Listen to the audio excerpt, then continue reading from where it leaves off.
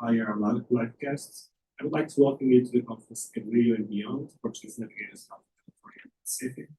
It is outstanding to see so many members of San Diego's academic community and so many colleagues that are coming from the outside as well, and of course so many community members present.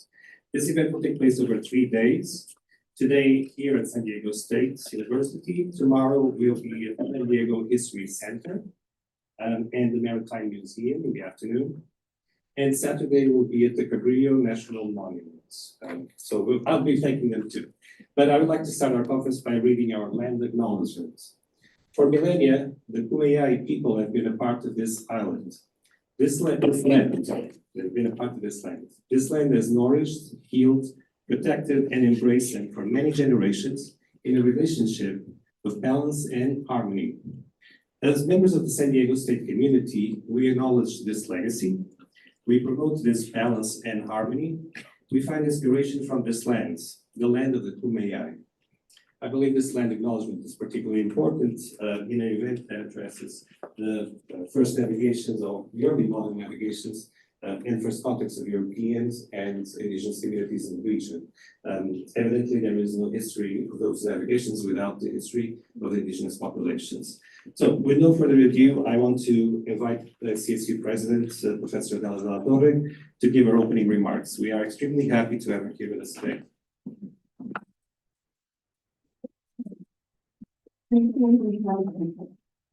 Hola and bom dia.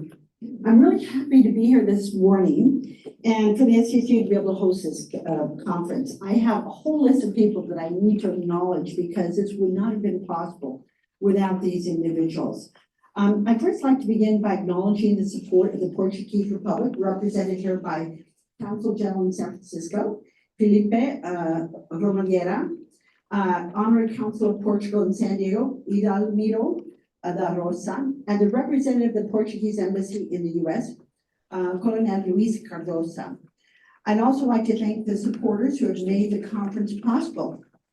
The Luso-American Development Foundation, known as FLAD, the Portuguese government and its branches, including the Navy, the Ministry of Defense, and the Camões Institute, and many of the generous community organizations and individuals who contributed their time and resources. So San Diego State takes pride in its decades of commitment here. In fact, when we look at how long we've been around, 127 years, we are one of the oldest universities in the San Diego region. I know compared to what the Portuguese explorers have done here in California, that may be small, but within the context of California and who we are in a contemporary sense, I think that is a fairly long time. The other interesting fact for those who may not know this, we have one of the largest alumni base, over 500,000, and about 200,000 live in San Diego. So our alumni spread, I think, tremendous goodwill and understanding. So many of our students are committed to becoming global citizens that it's really delightful to be able to have this wonderful representation here today. Now, it strikes me that Cabrillo's voyage was not one of belligerence. It wasn't until 250 years later that California was colonized by the Spanish. So clearly this was an individual who saw a vision and lived by it. Now, this conference is to include also, and this is something that Ricardo mentioned, the voice of the indigenous communities, and is including the voice of American Indian Studies in different presentations today. Again, I'm recognizing that we are on Kumeyaay land, but the history of our indigenous communities in the Americas, which has been critically forgotten for centuries, is really important for us as a community. And I'm just so proud of the commitment of our colleagues today. Cabrillo's voyage was one of discovery, and it really is. If you think about academic institutions like San Diego State, institutions throughout the world, our commitment is to support our students in their quest for discovery, to use their passions, to be creative, to reach out, to look at the world as an opportunity, not to be looking at the world in a sense of isolationism. And it's only through this type of curiosity and the courage to explore when we'll have the kind of bridges that create the important democracies that we see today. So dating back to the late 19th century, the Portuguese were an important part of the fishing and whaling industries that fueled the development of San Diego and the region. And today we have a vibrant Luso-American community, roughly 20,000 strong and largely gathered in the Point Loma area. At SDSU, we are committed to Portuguese education, and it's a very important global language. Our minor in Portuguese language goes back several decades, and indeed our language classes are often the largest in the state of California. By supporting Portuguese studies, SDSU is not only serving the academic community, but also meeting the needs of the country.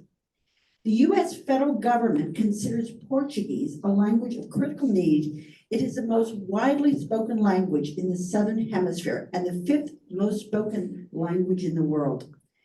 FLAD, the Luso-American Development Foundation, recently awarded our Department of Spanish and Portuguese a 3-year grant to assist Portuguese minors and community members in becoming Portuguese language teachers who are recognized by the state of California.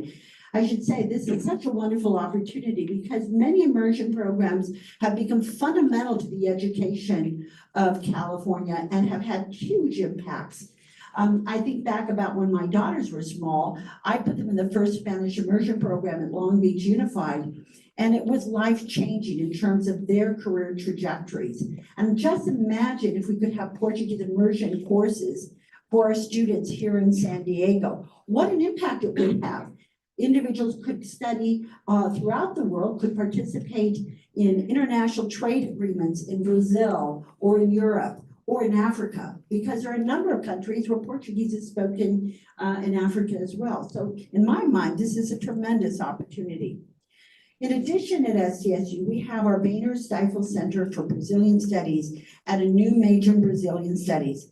The chair of the center, Erica Robb Larkin, was elected president of the Brazilian Studies Association, PRASA, in April.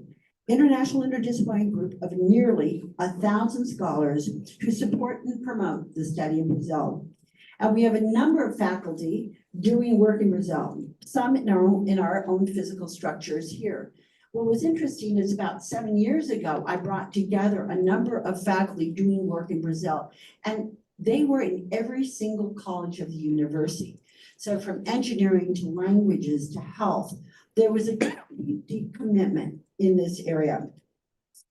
Now, what you can see here is that the region and the importance of Portuguese can trace its Lusophone ties back to the arrival of Cabrilho. I hope this conference is an opportunity to share information and to build understanding. And I think the next 3 days are going to be incredibly exciting. So I would like to welcome you all to SDSU. Obrigada. Thank you so much.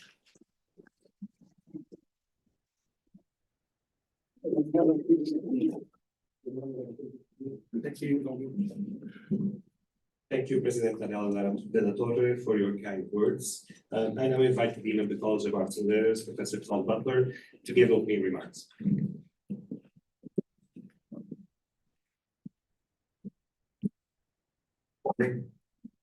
Y'all are already more awake than my 17-year-old was this morning. So thank you. Thank you for having me here. I'm new to San Diego State. I've been here about 2.5 months. And actually, at the end of July, I already stumbled across this website, this conference, and Ricardo contacted me and asked me about this. I said, oh yes, I've been planning on being here. And part of the reason why, I want to talk about this is significant not only to y'all here, to the Department of Spanish and Portuguese, but to the college and the community, is a personal one. And I'll begin actually with a confession of ignorance, which is scary for a dean at some point, but it's precisely why we're here and why you've established this conference. So I'm not only a dean, I'm in fact an early modernist. I studied English history and literature of the 16th and 17th century, precisely the period that you're going to be talking about, Jay. I never heard this man's name. In 7 years of graduate school, I never heard this man's name. And it's striking to me, part of that is simply because of my orientation. England was a latecomer to many of the activities in what the period termed the New World, although it certainly wasn't new to the people who were here. And the Pacific, in and of itself, is as alien to many of the explorers that and literary writers that I studied, who concentrated on New England, on the Middle Atlantic, and on the Caribbean. So I'm actually very excited about this conference precisely because I don't know enough. That's it. And that's a reinforcement of the fact that I don't know enough. And I think that's precisely why you ought to be here. So for those of you, scholars alike, certainly students, lean into some of your ignorance, but also lean into your curiosity over these next 3 days. That you don't know something is exactly why you're here, or that you know something and you want to share it with me and with other people who are here is precisely why you're here and is precisely why a public university is here. With that, it's important for you all to be here because you're helping us be the kind of institution we want to be. We talk a lot about, and rightfully so, about SDSU as part of as a border university. But it's important to remember, of course, that those borders didn't exist in the ways we understand them now at the time you're going to be talking about. I actually have often begun to think about SDSU in the 3 months that I've been here as a nexus university. As a university that stands at the crossroads of multiple cultures that move back and forth fluidly over space and over time, and that need to be remembered in their fullness, even as they manifest themselves in the present. Again, your presence here, this conference's presence here, evokes that nexus of connection between people, between lands, between history and contemporary San Diego and beyond. And the last reason that I'm very happy that you all are here, and especially that the community that President Adela talked about that's present, continuing still in San Diego is here, is because, again, that is precisely what a college of arts and letters at a public research university needs to do, which is to be invested, to be engaged, and to be partnered with the publics, and I use that plural deliberately, that we serve. That you are here from the community not only of scholars, but the community of residents and people in San Diego, and that includes y'all students, is crucially important to our very identity and securing our mission. So with gratitude, both for the things you're going to teach me and for the things you're going to enable us and each other to do, thank you very much for being here on behalf of the whole college.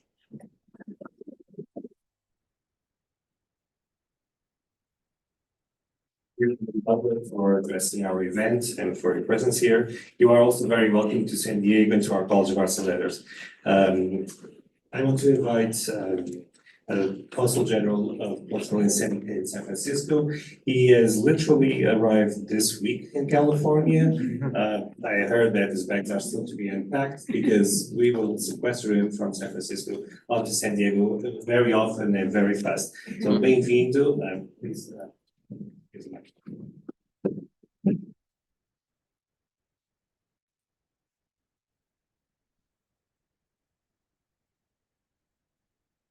Very much, President of the San Diego State University, Torre, Dean of the College of Arts and Letters, Mr. Butler, Honorary Consul of Portugal in San Diego, Mr. Almeida de Rosa, Chair of the Department of Spanish and Portuguese Languages and Literatures, Mr. Ricardo Vasconcelos, fellow speakers in this conference, ladies and gentlemen. It is indeed for me an honor and a privilege to participate in this international conference, Cabrilho and beyond. What it is, as Ricardo rightly mentioned, my first public act as Consul-General of Portugal in San Francisco. I would like to, in the first word, just to commend the San Diego State University for its outstanding contribution for the promotion of Portuguese language and culture through the Department of Spanish and Portuguese Languages and Literatures. The San Diego State University and the Camões Institute for Cooperation and Language have concluded a bilateral protocol in 2016 that has allowed for the implementation of innovative approaches to the teaching of Portuguese language, to further promote the culture of Portuguese-speaking countries, and to support financially some of the classes that have lower rates of enrollment. We consider this to be a strategic partnership, given not only the relevance of the community, of the Portuguese community in San Diego and in the whole of California, but also Portugal's interest in the promotion of linguistic cross-comprehension in regions where Spanish language is neutral. As Mr. Torre rightly pointed out, Portuguese is, according to the State Department, a language of critical need in the US. It is a foreign language of relevance to the country's national security and economic prosperity. I won't dwell in the number of speakers or in the fact that we spoke in several continents, as I mentioned, but there's a problem. Portuguese is also among the less commonly taught languages in US schools and universities. This presents a sound argument in favor of the continuation of this fruitful partnership with the San Diego State University. I can already assure you that from the side of the Portuguese government, we are fully committed to this. Secondly, I would like to thank the San Diego History Center, the Cabrilho Festival, and the San Diego Maritime Museum, and last but not least, the Portuguese and Luso-American community in San Diego and throughout California for this timely initiative on the contribution of not only Cabrilho, but other 16th century European navigators to the exploration of the Pacific. I will not dwell in the subject matter of this conference. I believe there's a lot of people here that know a lot more about this than I am. I will leave this to the experts. But in the next sessions, we'll shed light on the numerous consequences of the European exploration voyages in the East and West Pacific, as well as their everlasting impact on cosmography, on nautical science, on the dialogue among civilizations, and on the cultural identity of the Portuguese migrants in America. The fact that this conference brings together distinguished scholars and researchers from the US, Portugal, Spanish, and even Hong Kong universities is a testament to the global impact of many of the seafaring expeditions that are going to be touched upon today. History is not a static moment or a series of random facts. It is meant to be unveiled, researched, contextualized, and discussed. It should be constantly enriched with new findings, readings, and theses. And here I would like to highlight the outstanding research that was undertaken by Professor Paulo on the issue of the origins of Cabrilho, a question that has originated an intense debate in the past few years, and we will be listening to it today. I'm confident that this conference will be a very sound subsidy to the debate around one of the most enduring names of Californian history, despite the fact that the his exploits echo to this day in the collective memory of San Diego, but also and more so of the Portuguese community that lives in this great city. Thank you so much.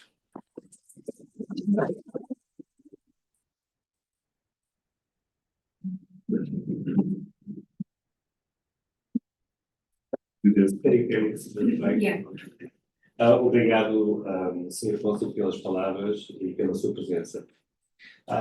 So I have the great pleasurable and at the same time an obligation of thanking so many people that allow us to put this together. But before that, I need to address a bit the topic of the conference, okay? It is my great pleasure to speak to you all about today's event, which has been a year in the making.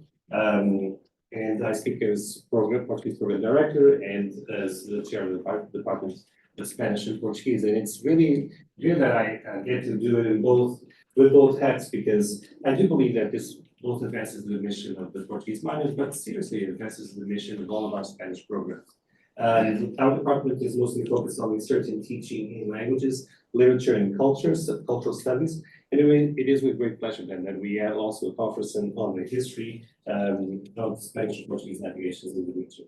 It has been 30 years since a conference on the topic of navigations by Portuguese sailors in the coast of California and in the Pacific in general was organized in the state of California.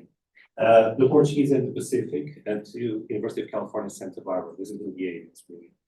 Given recent scholarship, not only about João Cabrilho and the maritime discovery of California, but also about other Portuguese sailors and pilots mapping and exploring both the West and East Pacific, often but not exclusively in expeditions under the Crown of Spain. It is time to bring together different scholars addressing these topics, and that's really what we want to do today. So why the Portuguese in the area of influence that the Tordesillas Treaty claimed for Spain? There's a reason why people speak Spanish here and not Portuguese. A letter written in 1550 by Paulo de Torres, the Bishop of Panama, gives us the answer, since it states that half the sailors and pilots in Mar del Sur, the Eastern Pacific, were Portuguese. As described in our conference website, you can have some of this information. This means that the participation of Portuguese navigators in the Pacific was much beyond Cabrilho, of course. And Cabrilho evidently mapped the coast of California in 1542 to 1543, just 50 years after Columbus had reached the Caribbean. Regarding João Cabrilho, or Juan Rodrigues Cabrillo, scholarship has been vast, even when information was and is scarce. I will mention only some landmarks that advance the knowledge of Cabrillo, including the historically elusive topic of his birthplace. Some of the most important and earliest references to Cabrillo were, of course, made by the 16th and 17th century Spanish historian Antonio de Herrera. Centuries later, in 1986, the recently deceased Harry Kelsey published his well-known Cabrillo, a thorough volume that he revisited in different works afterwards. For example, his recent Discovering Cabrillo, in which he discussed all of the navigations and what was known of his life. Recently, Professor Wendy Kramer, professor at the University of Toronto at the time, advanced the knowledge about Cabrillo quite significantly with new archival data, in which he self-declared as a natural of Palma del Rio. Only last year, Professor Paulo Afonso published his peer-reviewed article, The Double Nationality of João Rodrigues Cabrillo, which was published, Portuguese-born naturalized Castilian, which was published by the Bulletin for Spanish and Portuguese, Historical Studies. In it, he brought to light significant new data and a new analysis of the existing one, pointing out that natural at the time essentially meant a resident of, a citizen of, not born, which is why so many would present themselves as natural y nacido, so born and resident of a given land. Or sometimes they would present themselves as natural of a place and nacido in another place. So nothing exactly surprising in the context of 16th century navigators who served different patrias, different nations which had much more fluid borders, as Dean Butler already mentioned. And we know very well here, there's a reason why Spanish is so prevalent here. I recognize that birthplace and nationality, the birthplace and nationality of Cabrillo have historically been a matter of great doubt and even polemic, really mostly here in the San Diego region, not really in other parts of the world. Not too many people around the world are pulling their hair about the nationality of Cabrillo, let's face it. But it is time to actually bring people together in an academic setting where they can present different perspectives, much beyond Cabrillo, but also about so many other aspects that people can touch. The polemic should not lead us to shut dialogue. Quite the contrary, it should lead institutions such as San Diego State University to provide an open venue for scholarship, advance the knowledge of the field, and indeed serve communities by virtue of that academic dialogue. This is what we're doing here. We welcome such inquiries with a completely open mind. Evidently, Antonio de Herrera and Harry Kelsey cannot be here today, but I do want to point out that I invited Professor Wendy Kramer to present at this event today, and she declined because of other commitments. Professor Paulo is here, he's a co-organizer of the event, and he will address the topic. I would urge those following us here and via the live stream to recognize the merits of all these previous contributions, knowing well that history is continuously revisited and rewritten as new data is found. And new contexts may help interpret previously found data as well. What we must avoid is crystallizing in any given view to the point of rejecting to listen to other perspectives. In fact, I highlight the depth and diversity of our call for papers and commend the work of the scientific committee of this conference, which will allow for other perspectives to be added today. Some people are coming from Mexico, from King State, I think I saw Marie somewhere here. So a lot of other speakers are coming through the call for papers, and I take the work of the scientific committee.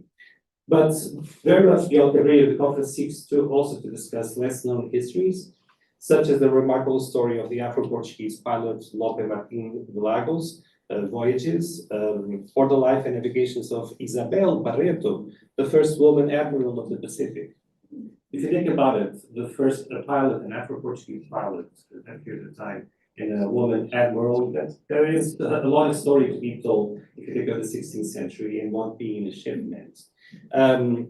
I likewise have worked quite hard to include, we have worked quite hard to include accounts of the lives of the indigenous communities of this period, and we are happy that FTSU's Paulo will be present here today also to address that side of the story. I thank all of you who have reached here, and I do want to switch gears. I'll ask you to bear with me for another 5 minutes. Switch gears to thank President Adela de Torre for her presence here today, and for her important recognition of the Portuguese and Mesoamerican communities in San Diego, with whom we want to continue to build a solid relationship.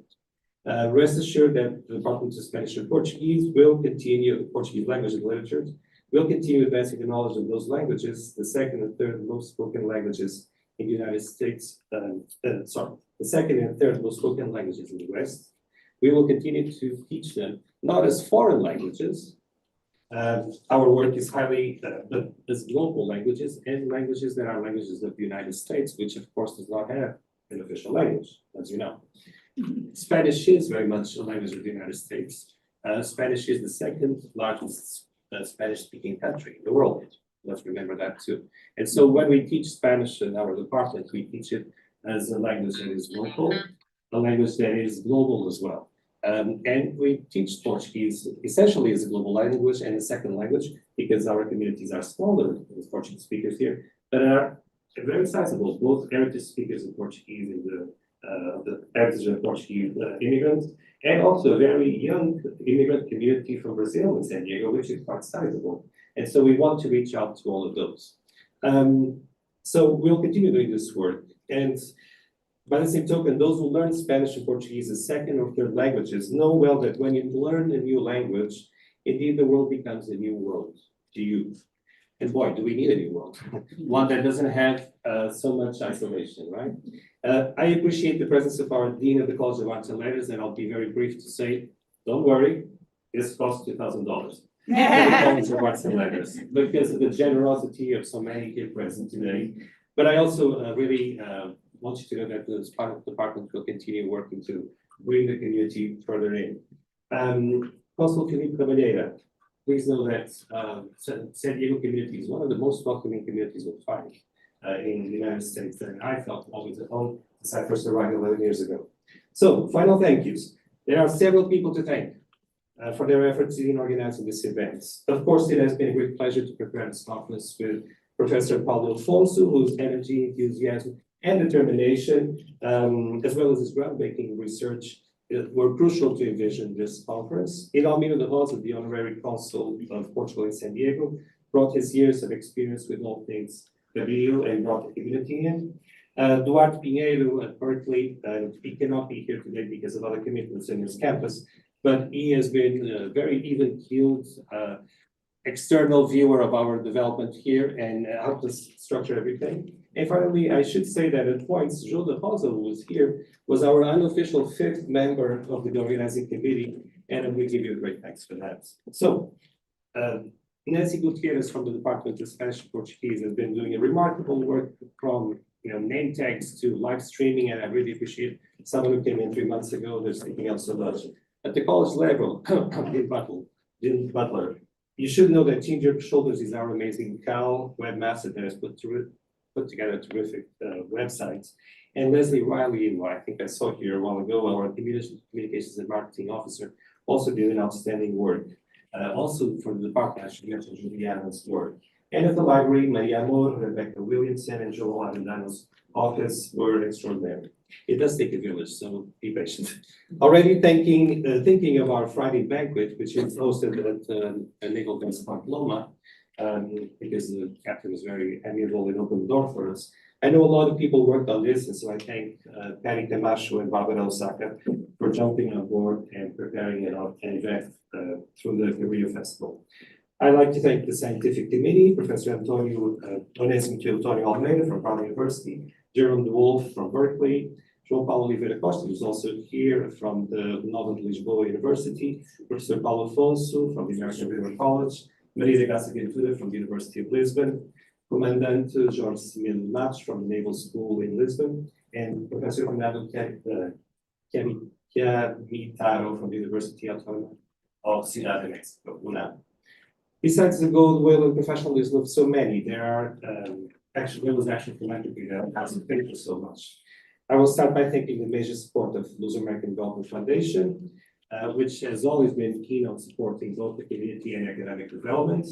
The Portuguese government also supported this event in different ways, partially through the grant and the cooperation agreement with SCSU and Camões Institute that was already mentioned, which in the last 7 years has brought about $150,000 to support classes and other events, but also through the specific donations of 2 other branches, namely the Portuguese Navy and the Portuguese Department of Defense, which have always supported scholarship on navigations and early modern navigations. I thank the College of Arts and Letters sponsorship through the Dean's Fund support for colloquia, lectures, and special programs, which was awarded last year by interim Dean Schreiber. Different community organizations here in San Diego and outside of our region were generous. These include the port winemaker. Believe it or not, we have a shipment of port winemaker called Porto Cabrilho arriving and will be served at the banquet tomorrow. Like Quinta da Boeira, the Portuguese Fraternal Society of America, the Aliança Açoriana, the San Diego Portuguese American Social and Civic Club, the Cabrilho Clubs of San Diego and Sacramento, the Cabrilho Festival, and the Luso-American Financial, which also, like PSFA, works on financial protection. Finally, I want to thank the generosity of some individuals, namely Chris da Rosa, Filomena and Almeida da Rosa, Kenny Almeida, Joe da Rosa, and last but certainly not least, the wonderful support and financial sponsorship of Jean Cabrilho. Without the sponsorship of all these institutions, organizations, and individuals, we would not be able to be here. And also, Mark, thank you for the cue. It ended up missing the Santo Mano organization as well. Thank you for your support. Finally, thank you to the San Diego History Center, which is opening the door for us, and the Maritime Museum, and the Cabrilho National Monument, which will be attending and will be presenting it the next couple of days, enriching the program. So this was a very long stretch of thank yous. I appreciate your patience. More than anything else, I want to thank the students for being here and the faculty brought them to, but the students want to know more and want to learn more throughout today. This is a very atypical session in which we do all these remarks and for those who are not used to colloquia, I should say, the session where you open, you talk about the theme, you thank so many people that helped put things together. And from now on, we'll be talking about history and how it affects our current life and all the echoes that it brings to our life. So we have a short break now, I believe, until 9:30. So thank you so much. Department of History at the Nova University of Lisbon, where he holds the UNESCO Endowed Chair. He's a researcher of the SHAM, the Humanities Center at the institution. The center he directed from 2002 to 2020. He received the Order of the Rising Sun decoration by the Emperor of Japan in 2015.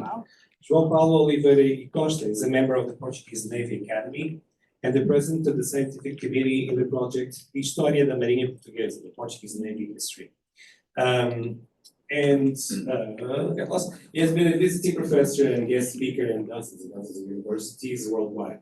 His record of publications is quite remarkable and extensive, so we're not going to read it all, but I would highlight some books, including A Descoberta da Civilização Japonesa pelos Portugueses, O Japão e o Cristianismo no século XVI, Ensaios de História Luso-Nipónica, Os Descobrimentos Portugueses, O Início da Globalização, The Cape Route and the Silk Road, which is in press.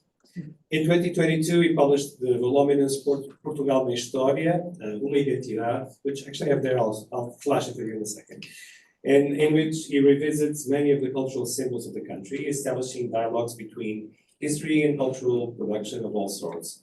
João Paulo Oliveira Costa is also a novelist. He finds time to be also a novelist and has published 7 novels to this day.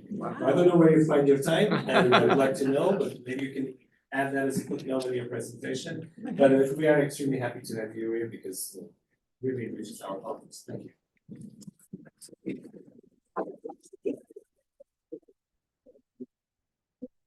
Morning, everybody. You listen to me? Can you listen to me? And just to finish, and this is the book that I was saying, the most recent. So each of those books tend to be, very light reading. So thank you so much for the invitation. It's an honor for me to be with you here, and it was a great pleasure at the same time.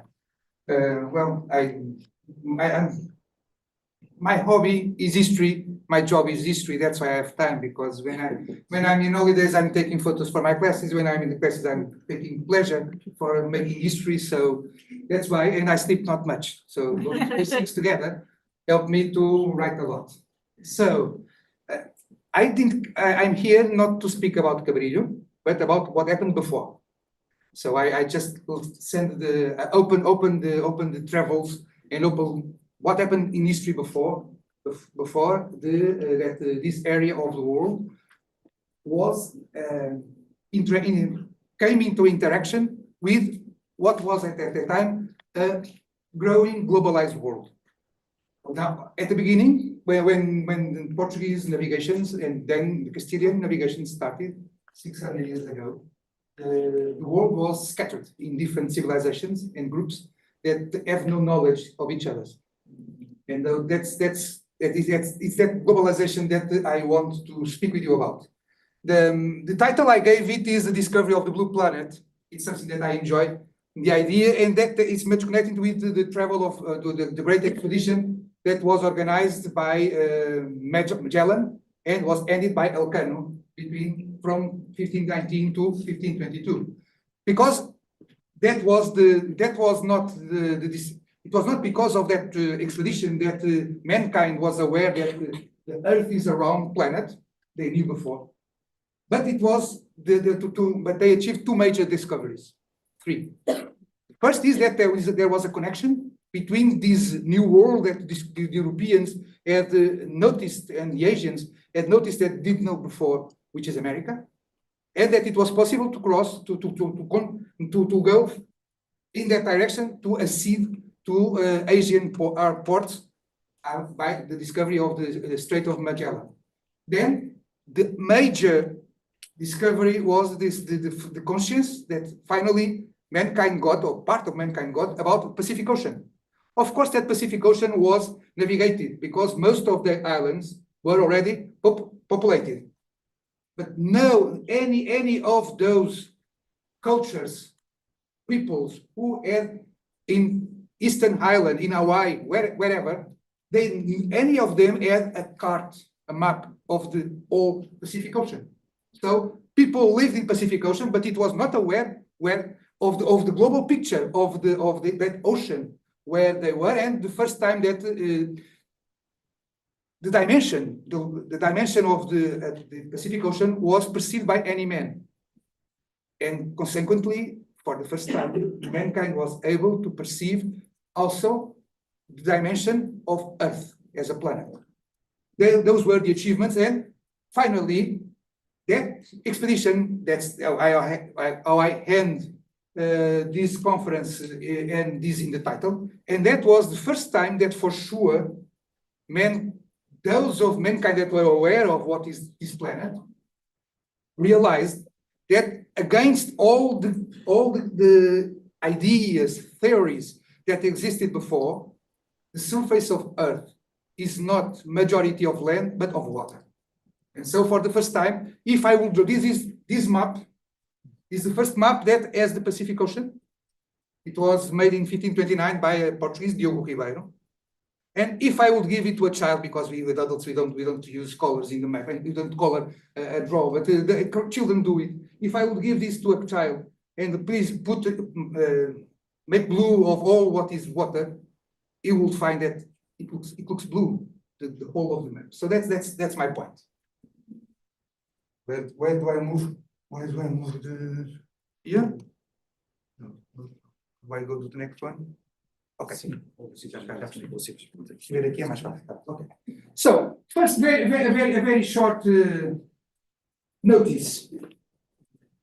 It was not through the discoveries. I'm coming to the age of discoveries. It's a concept that I want to discuss with you, to show up. But don't forget that mankind didn't need boats or any way to colonize all the continents. Due to the climatic changes, they didn't start last year, not even last century. Planet Earth is in a change every day. What is our perception of environment, of climate, is a perception of a glimpse of history of our planet, which is 4.5 billion of years. And we are here for 2 million.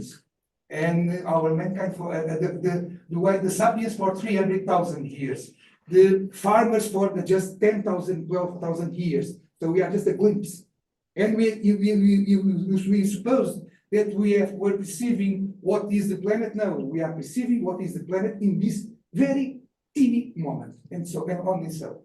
But the truth is that the sapiens, as first the Homo habilis and Homo erectus was the first of our species. That what makes us different from most of the other animals of Earth is that we are the cell who are able to survive out of our environment, natural environment. We are able to create explosives, for fire. We are able to survive and we can colonize. And we are colonizers. We have eye in Mars, and if we will be faster, we will have our eye in the other systems. Planetary systems, we are by nature, we do this. So our ancestors, 300,000 years ago, they start moving from Africa, and they crossed every time. And when the waters fell down, and they got a passage, and immediately they came here to America. So and even to Australia. So what was colonized by not only all the islands of the Pacific Ocean, and also Madagascar, which was colonized not by Africans, but by Malay people. Because in Africa, as well as in America, due to circumstances, even for the characteristic of the coast and the absence of islands, except in the Caribbean, neither in Africa nor in America, mankind, and they were the same sapiens of Europe or Asia, but they didn't have any motivation to create maritime civilizations. There's no need for that also. And don't forget that in the 15th century, until the 15th century, the Atlantic Ocean, that now this is centered in Pacific Ocean, not as much usual, but the Atlantic Ocean was not sailed.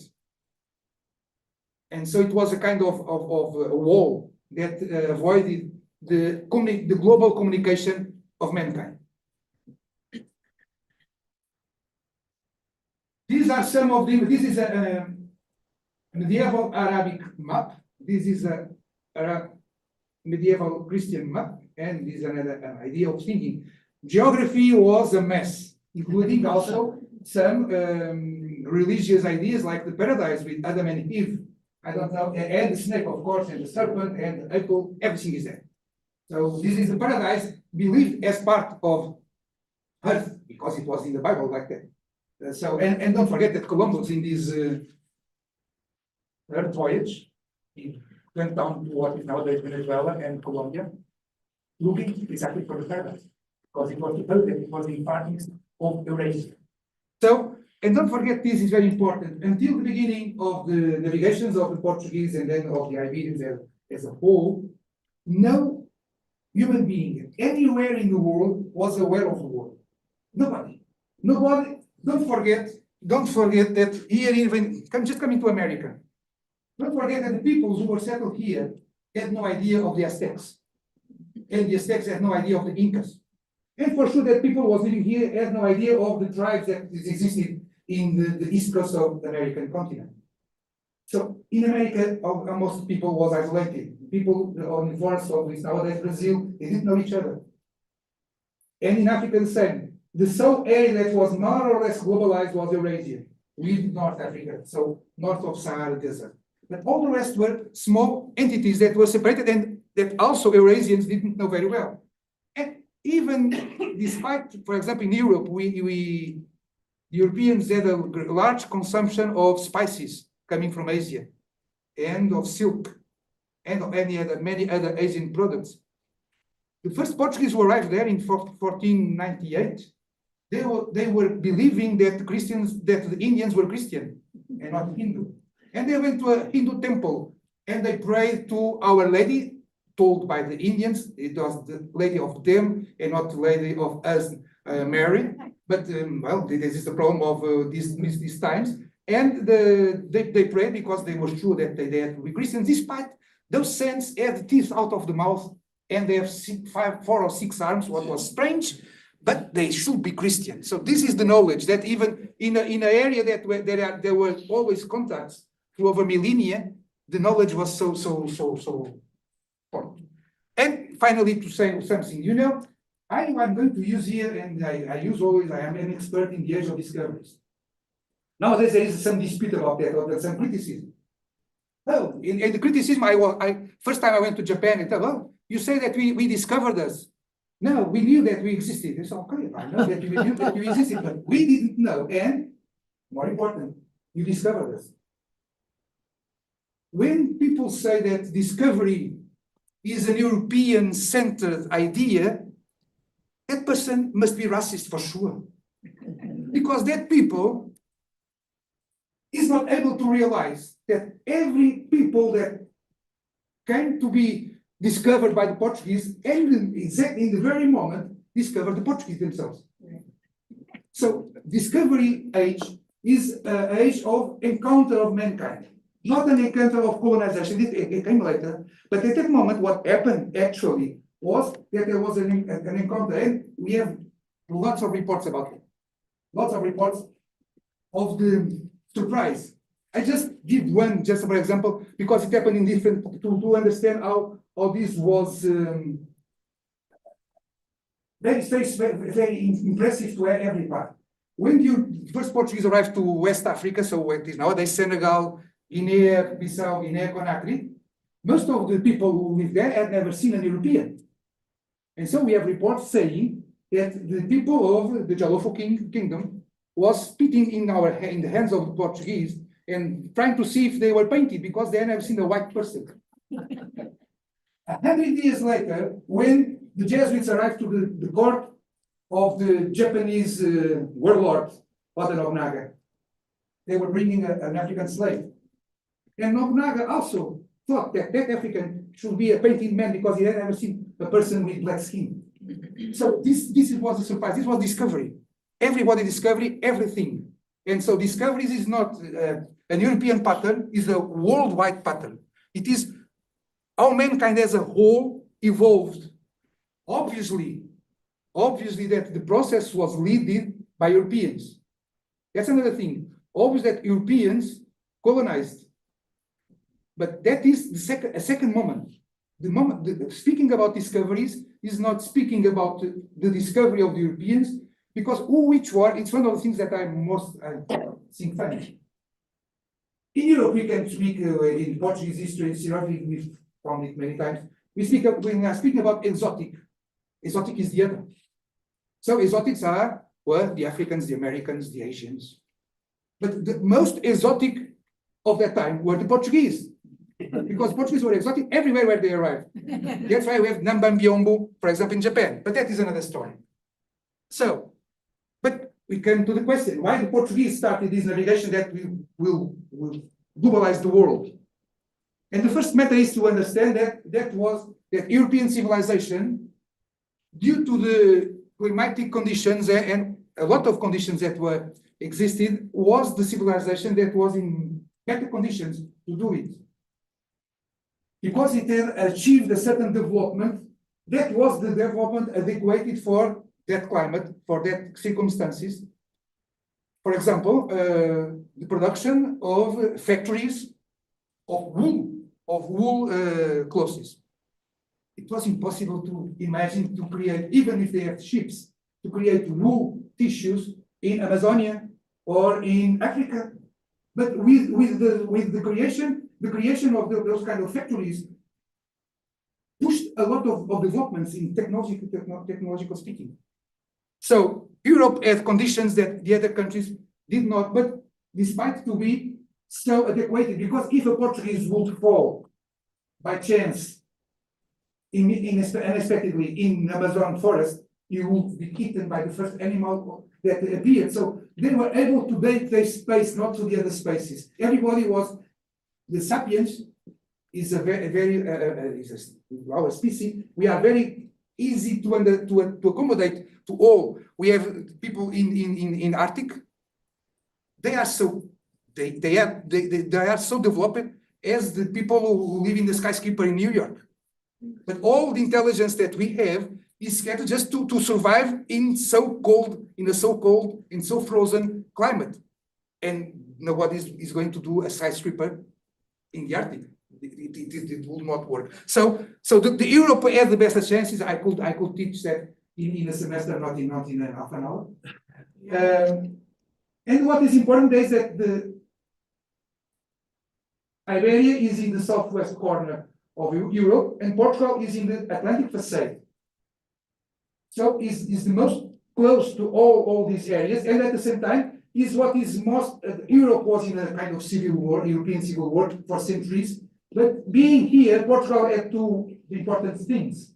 First, it was in the extreme of Europe, looking to the continent. So most of the wars didn't happen in Portugal. Portugal had a single neighbor instead of the others. So our border is the oldest of the world. Since 1297 is the same. Why? Because here in the middle of Europe, I could be in peace with my northern neighbor, but I will have problems with the southern one, and maybe the western one was also thinking about taking some of my territory. We have an enemy, or a neighbor that could be enemy or friend. And actually, we have about 900 years of history, and for 700 years, our border was in peace. So it's a nice neighbor. I like much of the Spaniards also because of this, because they are the best. Once I went to Scotland, whose sole neighbor is England. Blood history. And when I was in Scotland, I got even more fan of Spaniards, because they never did the same to Portuguese, and vice versa, of course, because also the Scots, when they came, they assassinate, they massacre the English also. There are no stories of that in Iberian Peninsula between Portuguese and Spaniards. And the other thing is that despite we are in one of the corners, out of most of the problems, looking to the line of the coast, Portugal is in the center. So everybody needs Portugal. So Portugal is neutral. Normally, in Europe conflicts, Portugal is neutral because everybody needs a safe harbor in a certain moment. There are two neutral countries in Europe. Both are central. Central in the coastal line, Portugal. Central in these areas of the communication, Switzerland. By the same reason, one inside Europe, the other along the coast. Much before 700 years before the Portuguese started their navigations, another people from Europe had started them before, going out of Europe with the same issues. Ability to have astronomical navigation. Ability to get a ship that resists to the ocean and can enter in the rivers when it gets to mass lands. And warriors, fierce warriors, and also farmers who want to new lands. They were the Vikings. And they achieved all this. But they started from the north and not from the south. So when they were here, they were not anymore capacity to go south. And when they were here to America, to find cities or to trade or to conquer. And so it was impossible. It was too frozen. So they developed a lot, but from the wrong the wrong departure point. The Portuguese here and the Spaniards had another departure point much more favorable to put all the world on the move, as it was said by a US academic a few years ago. So that was why it was more success. And as I told you, I don't know if you know where Lisbon is the capital of Portugal, is in the middle of our Atlantic shores. And I took this picture in Lisbon, both. But if I will tell you, no, I took it is in Greece, you will believe me. Or in Italy, South Italy, or South France, South Spain, because this is Mediterranean. But if I go, I have my family, we have a home 30 kilometers from Lisbon, north. In summer, when you leave from Lisbon, we can have 32, 35 Celsius degrees, not Fahrenheit, Celsius. And when we arrive to Praia das Maçãs, which is a spot, we have 20, 21, 4. So because the Atlantic Ocean, Atlantic climate started. So Lisbon is the last Mediterranean city of Europe going north, or the first coming from north to south. So is in between two European systems. So it was the best place, and also because this is the mouth of the river of the Tagus. So this is a view taken from the ocean. So this is Lisbon, and this is the interior, where the chronicle says that just before starting the navigation along the ocean, the Atlantic Ocean, they could have been there 400 ships, and of course they could. When I was a child, there was here still a great industry for big oil ships, and I remember to see here more than 20 stations waiting for their time to be repaired. And this is a view. This is a view of that area. So the ocean is in this side. I took this picture when I started when the takeoff of a flight, and all these. So it was an harbor that could support long navigation, because it was very easy to along all this coast, this line of coast, to have all the assistance to dozens of ships at the same time. Don't forget that in the Middle Ages, it is said by one of the great philosophers of Iberian Peninsula, Isidore of Seville, the ocean is incommensurable and uncrossable. So that was the idea that I've already taken. This is the on red you have the voyage of Marco Polo, and on green you have the voyage of Ibn Battuta, Muslim traveler of the 14th century. And look, both of them, they went from the Atlantic to the Pacific Ocean. Both knew China, both knew India, both knew Mediterranean and Persia and all these areas. But so this was tied for thousands of years, but all the rest and actually when the Portuguese started, the goal was not to discover America, because they didn't know that America existed, not even to go to southern parts of Africa. The idea was Jerusalem. The idea was the fight, the centenary fight between Christians and Muslims. The Portuguese started attacking Ceuta with the idea that then they can go on. And then in the second part, they want to round Africa to get the spices for that, to make of Lisbon the new spot to sell through over Europe, avoiding that this line would fail.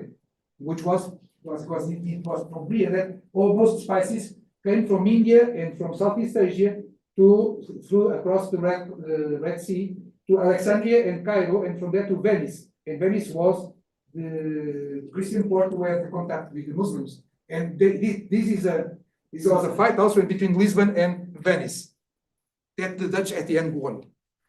So there was this fear about all the legends say that it is not possible, and it's interesting because to start these navigations, the first obstacle was easy. It was not very far, but for 12 times, sailors had orders to go beyond, and they came back not because it was impossible to do it, but because they were afraid of the monsters that could exist, or because there were legends that the water was boiling south, because they had conscience that more south, more warm is the climate.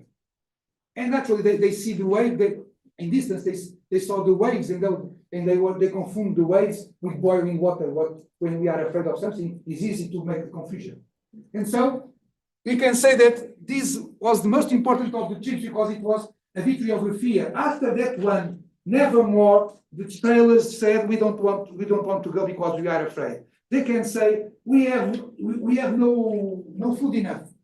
We have no water enough. We are tired, but we are not afraid. The excuse of the afraid ended. And then what will happen between Portugal and Spain, or Castile at that time, is that in 1443, the regent of the King of Portugal was a boy at that time, so his uncle was the regent of the Rome, and a younger brother, also uncle of the king, Henry the Navigator, had started this navigation. And at that point, Peter, the regent, gives in name of the king, gives to his brother the monopoly of navigation in the South Atlantic.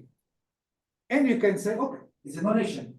A nation that is for domestic purposes. So you have to say that among the Portuguese, the monopoly belongs to Prince Henry. But we know that it was much more than that. The King of Castile, John II,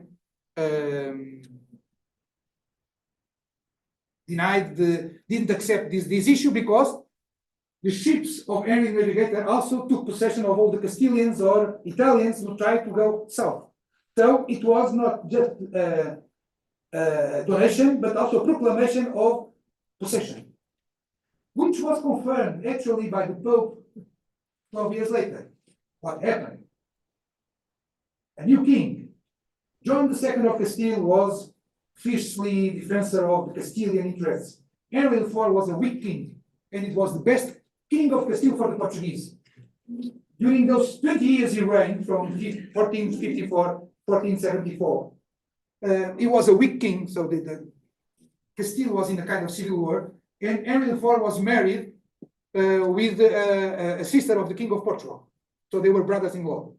And it was many times with the assistance of his brother-in-law, the King of Portugal, that he could keep his nobility under his control. But in politics, as in everything has a price. And the price was not look at Guinea, not look at the Atlantic Ocean, and allow the Portuguese to go further. And that's what happened. And it's interesting because immediately when he died, just to say, this is the first chronicle about these navigations. It was written by a Portuguese chronicle called Gomes e Anjos. Maybe you study it in Portuguese studies sometimes. I recommend a lot because this is, in my opinion, is the first Portuguese historian. We have another chronicle from Lopes. From Lopes is a chronicle. Herrera is a historian. He looks for reasons. And it's very interesting because along the chapters he writes, he uses dozens of times a word. Never before. What I'm telling you that happening had never happened before.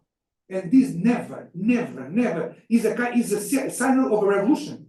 Because a revolution is when something that had never been before is accomplished. And that word never is, I don't say every chapter, of course, but in much of the chapters, we have this idea that what I'm telling you is something that happened for the first time in history.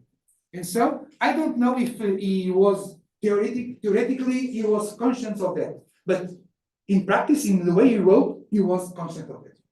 So he gives to us. And so this is the first map that has already a sum of the information about these new navigations. It was done by a Venetian, Ramalheira, in 1458, and we know I know through a scholar, Angelo Catania, precisely. So a scholar that worked with me, and also, so that part of the toponymia, so of locals written here, are already the names of the Portuguese. But look, this is the conception of the world in Europe in the middle of the 15th century. No Africa at all completed, no America, no Atlantic Ocean, no Pacific Ocean, a little bit of Indian Ocean. And most important, most of the surface of Earth is land and not oceans. Then, when Henry IV of Castile died, there was a civil war in Castile between a probable daughter and her half-sister. Henry IV was gay. He was the queen, of course. But everybody was saying that, and he has his lovers, right? And sometimes he slept with the queen. Or everyone knew that he went both to the chamber. What they did inside, we don't know. But politically speaking, they say they don't know nothing. She has a lover. And the daughter of the queen is daughter of his lover and not from the king. And so Isabella, the Catholic, used this idea to become Queen of Castile. And Alfonso V of Portugal supported his niece, of course, because she was daughter of his sister, so for sure was his niece. And he tried even to marry with her. So there was a war between Portugal and between the two parties, one supported by Aragon, the other Iberian monarchy, the other by Portugal, both looking to control Castile. And what is interesting is that during this war between 1475 and 1479, this was the first war which had naval battles and in the tropics, because overseas discoveries had started, exploration had started, so now an European conflict is not anymore just an European conflict. It's a conflict that can be fighted through over the world, first in Guinea. And what is interesting is that Isabella of the Catholic was able to win the Iberian War, but with a price, always the price. And the price was to accept not control the Atlantic Ocean. So Portugal accepted that she was the Queen of Castile, and João, the other princess, was Catholic in Portugal. But at the same time, Isabella accepted that the ocean was for the Portuguese. And during 13 years, the Portuguese looked into the Atlantic Ocean as a kind of Mare Nostrum, as our ocean, our sea, as the Romans had said about the Mediterranean. Because the crown issued letters promising lands to everybody who wanted to discover. To understand how we are in a revolution, look, this is a map of 1483, the line of the African coast. But then there is no more space, but the discoveries continued. So, okay, we put that so ends here and continues here. This is our Africa, that should be here, but they have no material. So this is an idea how the speed of information, new information that they are getting, and this is one of the best maps for that. So now we are in 1490. I'm sorry, this is a map 89. The map is of 1490 and reflects navigations of 1489. You had seen that in Ramauro that it was possible to navigate around the land, but then, due to the Renaissance, another geographer of the Roman times, Ptolemy, was rediscovered. And Ptolemy defended in the ancient antiquity that the Indian Ocean was a kind of lake with no access to the other waters.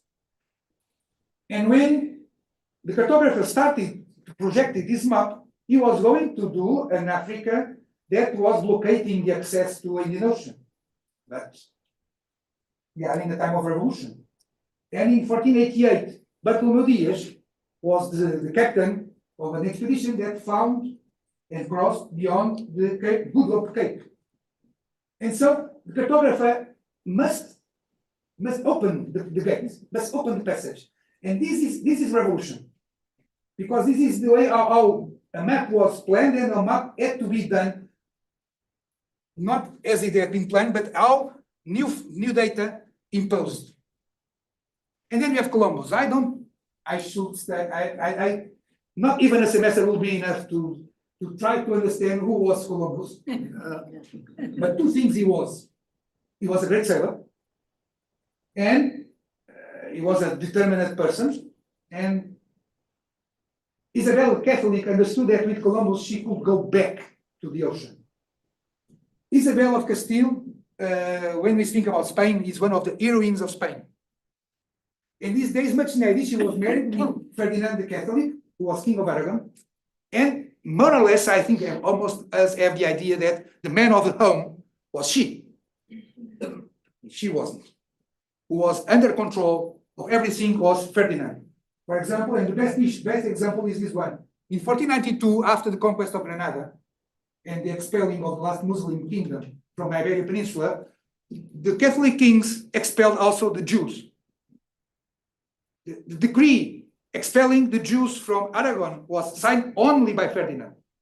The decree expelling the Jews from Castile was signed by the Queen and by Ferdinand, who was an Aragonese, was not a Castilian, but he signed also the document.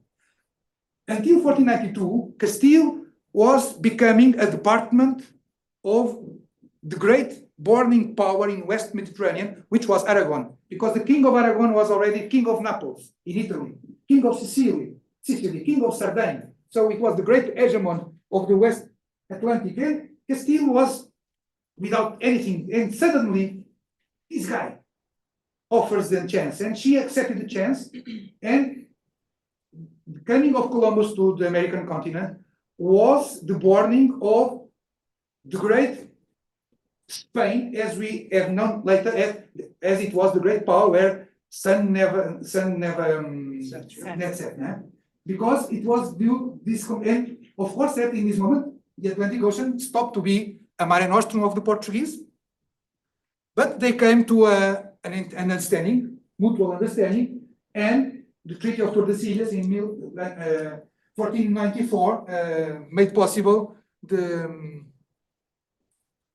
an agreement between both. What is important is that we are speaking about globalization.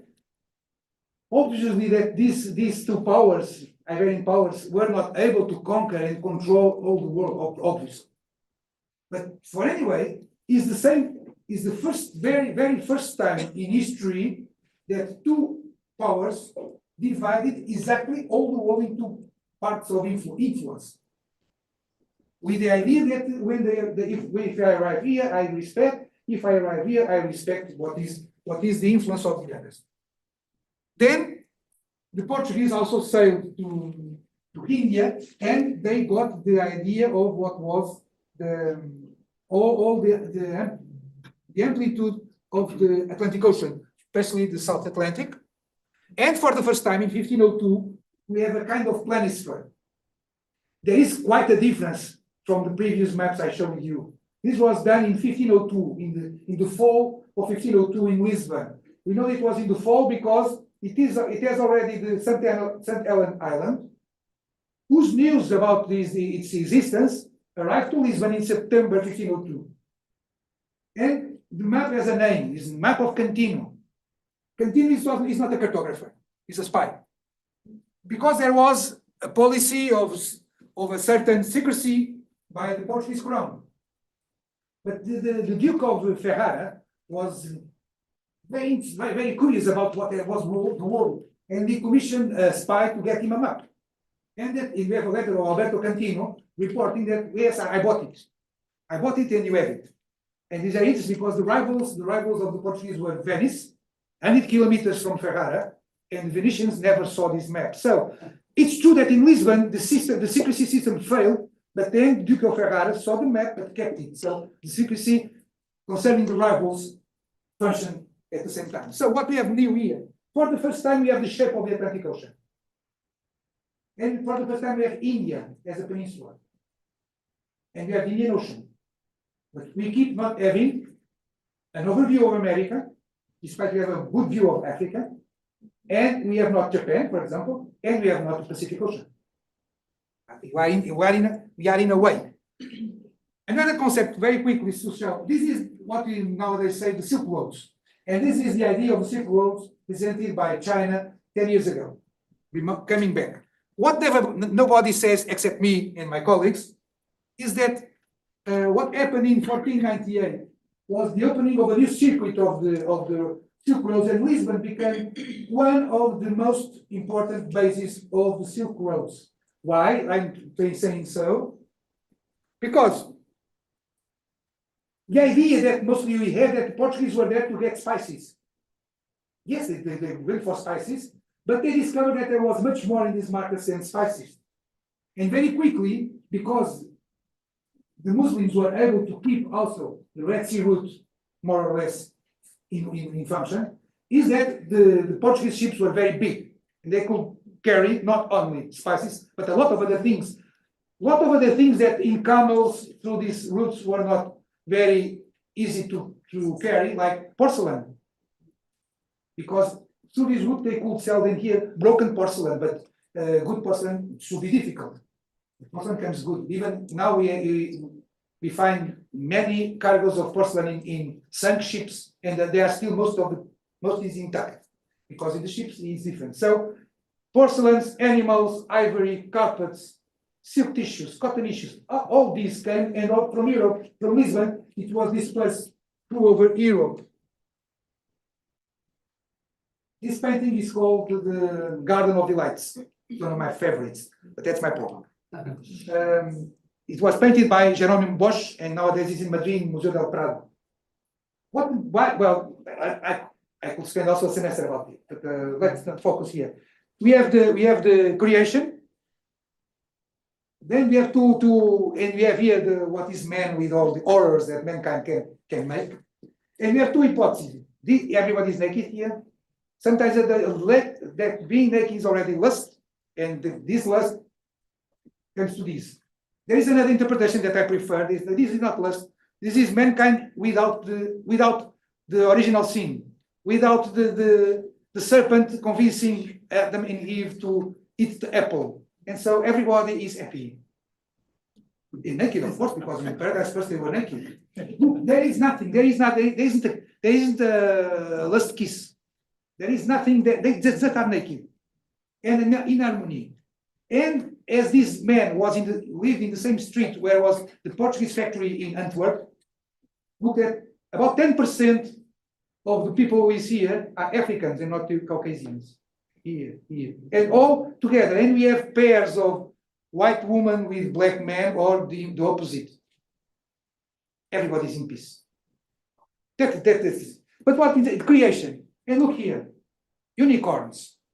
Unicorns nowadays, they think, oh, it's a magic animal. No, at the time they were real, because they knew since the time of the Greeks that in India there was an animal with four patas, and with a horn. They could not imagine a beast, they could imagine something nice as a horse. But finally it was this one. And the first rhinoceros arrived to Europe in 1515 to Lisbon, of course to Lisbon. But this draw it was printed not in Lisbon but in Vienna, in Austria. Because in the same year, because again, something never seen before. Immediately the news runs through over Europe, and Albert Dürer, another great painter of the Renaissance, printed it, and it was scattered through over Europe. I missed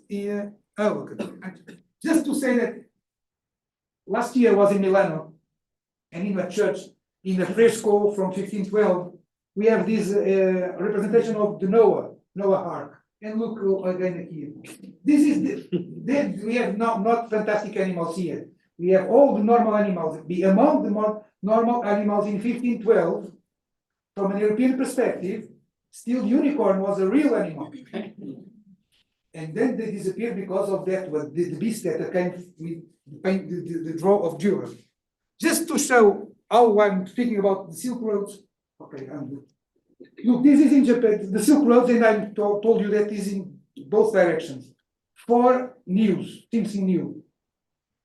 Firearms in Japan. This is a statue in the island where the Portuguese landed for the first time. And nowadays, the captain of the island is remembered as a samurai, but with a rifle. Here, this is in ivory in Goa. We have paintings similar in Japan. In 16th and 17th century Asia, Christ is not suffering in the cross because it was impossible to admit for Asians that the Savior of the world had suffered as a thief. So he is in meditation as a sage or in the enlightenment of the Buddha. You can choose. A fan. In Japan, it was a made object that also traveled in the Portuguese ships, but they arrived to Lisbon without a manual of instructions. And the princess and the queen of Portugal got fun of it. And in Europe, it became a female object and not a male object. So it was in Lisbon that, and the Portuguese that were those major things. I will go over the maps just to say how things evolve. This is the first map about Zemüller, which already has a perspective of America.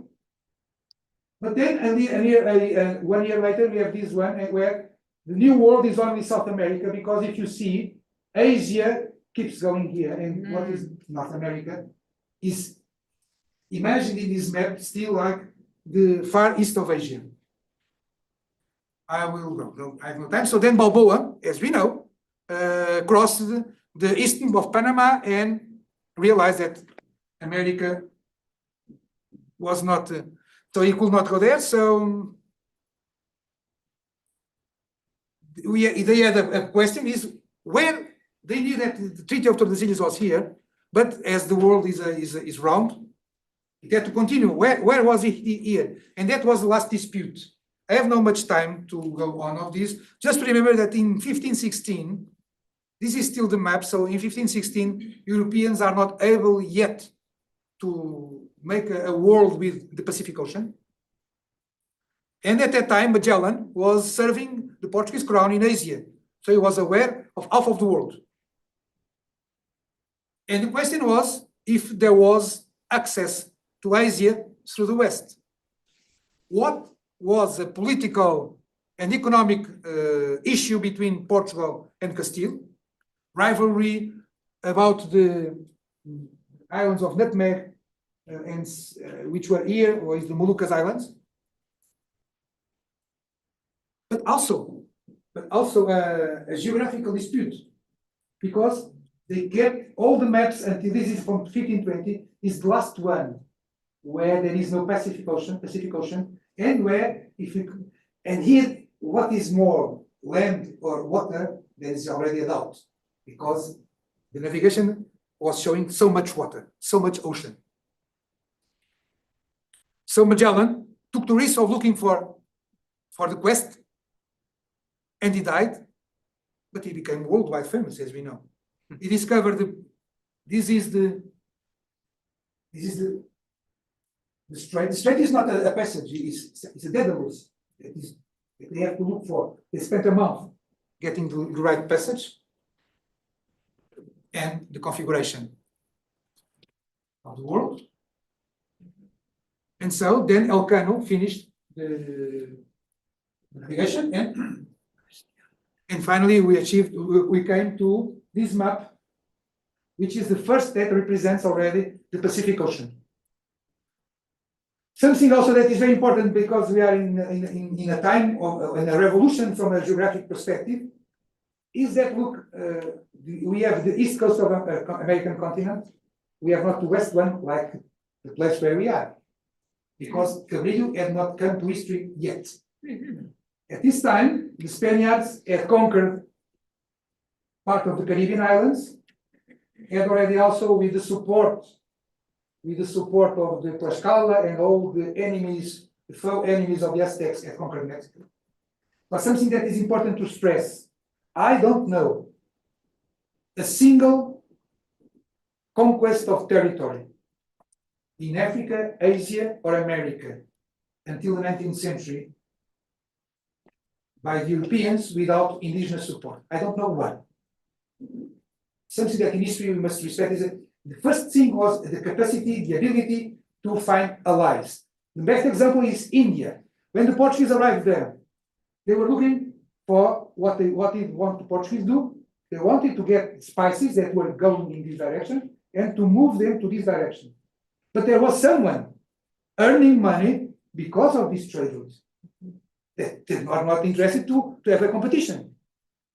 And who was taking, the king was a Hindu, but who was running the business were Muslims, so enemies of the Christians, at that time particularly. So Vasco da Gama, the first travel, it was a misunderstanding, but when the second fleet goes there, the summary, the king tries to make come to good terms, but the Muslims get away that the Portuguese factory to be massacred by the Indians. And so the Portuguese, at the second travel, had no chance to keep going in India. They had no solution. They could bombard as they did that new enemy, but they had no soldiers, no capacity to conquer and to by force to install in India against everybody. They were not so strong. They were not strong at all. What happened? In India, like through over the world, there wasn't a group against the others. In every part of the world, there were people fighting each other. And when the Portuguese fleet was looking to Calicut and went, what do we do? How can we get spices? A ship came. It was an envoy of the King of Cochin. And the King of Cochin sent two questions. Do you want spices? I have them. Have you cannons? I want them to shoot over that guy that you are shooting also. Because he's my foe enemy. And I want these lands. And I want to cut down his trade. The idea that Asians were solidarity among themselves, or Africans, or the American peoples, it's wrong. As the Europeans were not. So the capacity of getting all, so the first thing to the Portuguese to be settled in India was an alliance, a lasting one between the Portuguese captains and the King of Cochin, foe enemy of the hegemon King of Calicut. As the Portuguese had stopped here, not in Mozambique, not in Quilor, not in Mombasa, but in Malindi. In Malindi, the Sultan, he was a Muslim, but he realized, oh, with these guys, I can get one more. And the exporting gave them the pilot that helped them to cross the West Indian Ocean. So, speaking about this new world of the age of discoveries, is to speaking of all these alliances that were able, all the first settlements that the English, it's different in the case of Caribbean islands, okay? Caribbean islands, small islands, when we did the European diseases, it was much more easy to the Spaniards. But this is a case. But the conquest of Mexico has no explanation without the alliance of all the enemies of the Aztecs. It was impossible. So, and then finally, with this, it was the first time. We know this picture or this image is common to all the young people here. We were born. I was a child when this was seen by the first time for us. I was born in 62. This is a picture of 68, more or less, Apollo 8. Of course, it was the crew who took the picture. So it's a picture when I was 6 years old. So also all my life, I grown up believing that I live in a blue planet. But by our eyes, we did it only 50 years ago. But theoretically speaking, we know it for fact.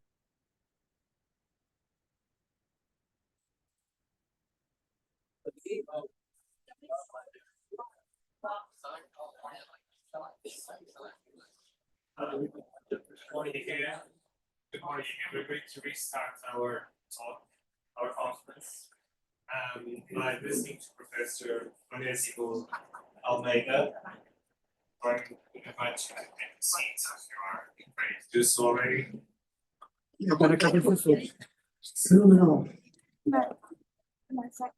Professor Onésimo Almeida was born in São Miguel, Azores in 1946. He graduated from the Portuguese Catholic University in Lisbon in 1972.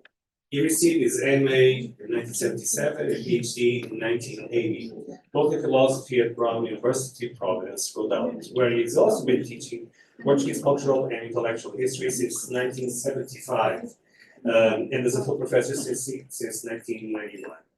He has recently retired, which is really unimaginable for all of us in Portuguese studies in the United States, but his energy continues being contagious. He doubles as a scholar and as an author, having written short stories, plays, chronicles. He's the author and editor of numerous scholarly books.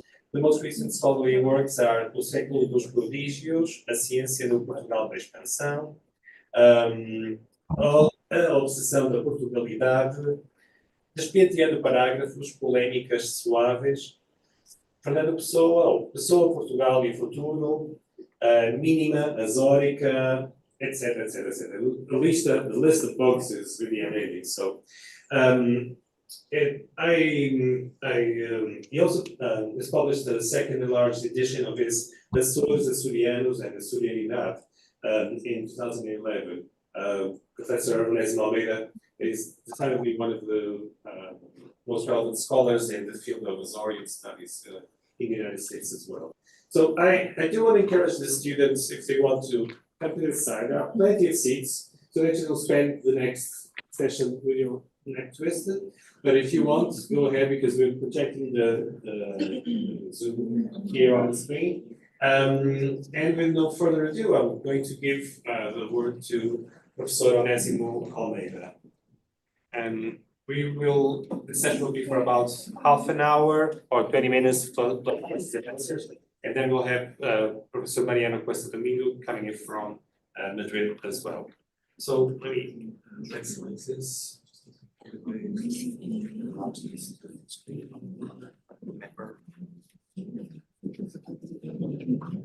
Onésimo, you have to unmute probably.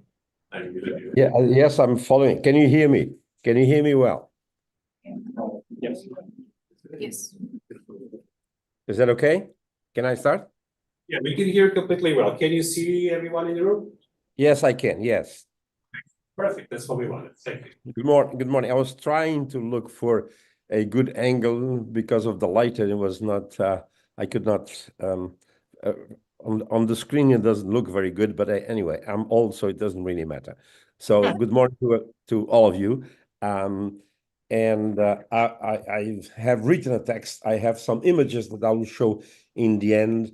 And yes, you've seen the title of my talk is Cherrypicking, Myth-making, and Cultural Identity on the Portuguese Presence in North America. This is for me an old topic, but when Ricardo asked me to join and to participate, I told him I was going to be in the Azores. I'm here in the middle of the Atlantic, and I could not go to San Diego at this time for various reasons. And I'm retired. I just retired 2.5 months ago. And I told him, I suggested this topic because it is a topic about which I've written quite a bit, but in Portuguese, not very much in English. As I read it, things will become clear. So you hear me well? Can I go on? Can I go on? No. Can you hear me well? No. Okay, all right. I've always been very skeptical of romantic readings of historical events.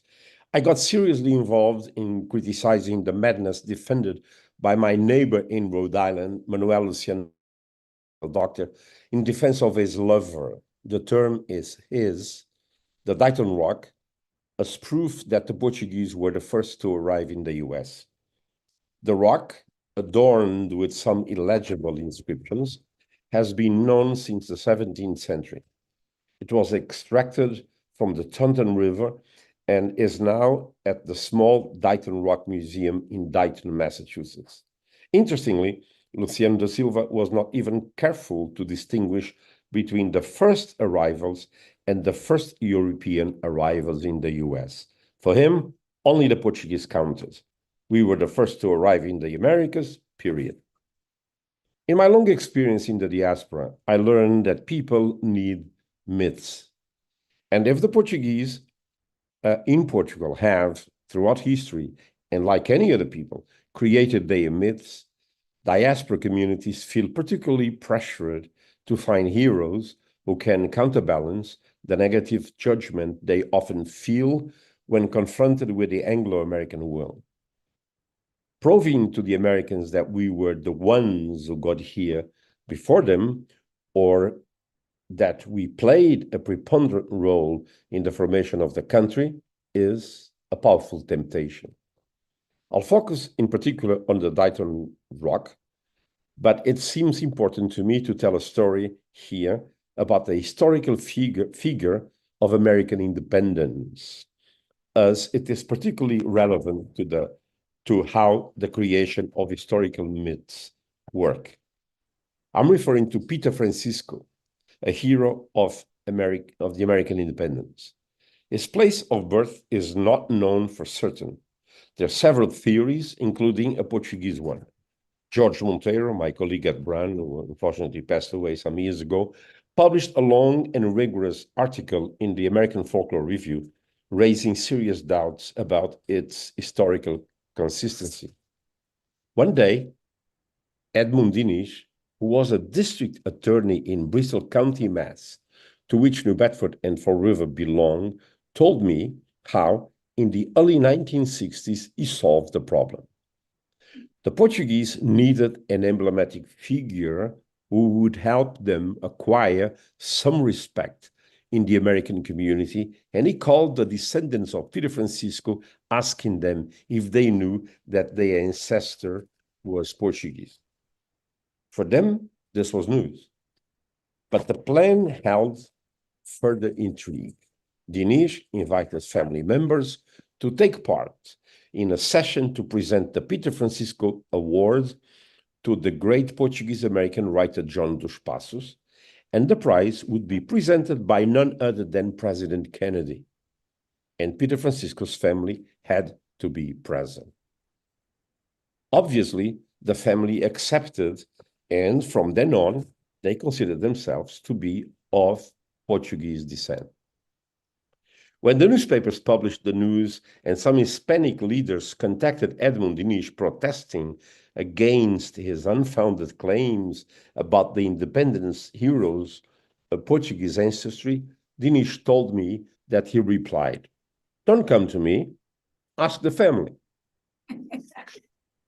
I could speak about another episode here, this time on the construction of the Portuguese Discovery Monument in one of the most emblematic tourist places of the North American Gilded Age, Breton Point in Newport, Rhode Island. I won't have time to do that here because as few of those present know the history of the Dighton Rock, I will have to brief you on it first. I mean, as if you don't, few of you know this, I'll have to brief you on it first.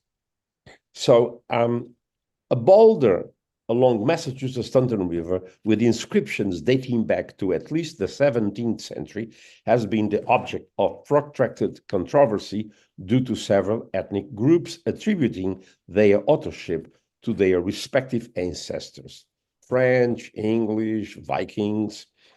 In the 1920s, Edmund de la Barra, a professor of psychology at Brown University, posited the deciphering of the name Miguel Corte Real in the year 1511. His theory has never been accepted by Portuguese historians who have pointed out several flaws in it. This did not impede the United States Portuguese community from transforming the rock into an identity symbol that somehow legitimized the Luso presence in this American nation. In the 1940s, José Damas Fragoso, an instructor at New York University, assumed de la Barra's mantle, adding the supposed identification on the rock of a cross of the Order of Christ. Fragoso kept the flames of enthusiasm surrounding the Portuguese theory alive by proposing the creation of a park and the founding of an association called the Miguel Corte Real Memorial Society, which in 1952 acquired land surrounding the area where the boulder in question stood. With the intervention of the Luso-American politician Edmund Diniz, a chain of events was set into motion that would later transfer the boulder to dry ground because at high tide, the inscriptions were almost entirely submerged. In 1973, a pavilion was constructed in a state park housing the Dighton Rock Museum in Dighton, Mass. On display in the museum, several conflicting theories about the controversial inscriptions are presented as being equally credible. Since the 1960s, the person assuming the advocacy role for the theory of the inscriptions being of Portuguese origin has been physician, or was, because he has passed away, Manuel Luciano da Silva, a native of Val de Câmara, a native of Valdecambra, in the district of Aveiro in Portugal, and for decades a resident of Bristol, Rhode Island, until his death a few years ago. Luciano da Silva has self-published a book in 2 editions, one in English, in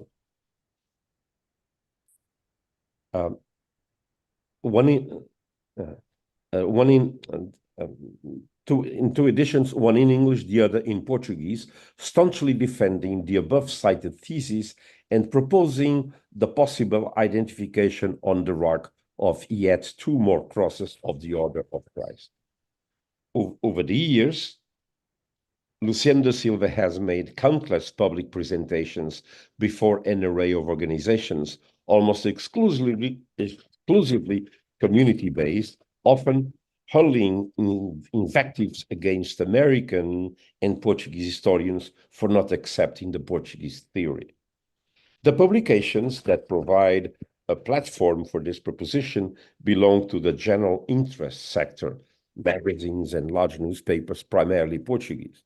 Despite the fact that Portuguese and American historians alike have repeatedly continued to find no scientific merit whatsoever to the theory in question, 6 replicas of the rock have already been sent to Portugal, one of them installed at the entrance of the Maritime Museum in Lisbon.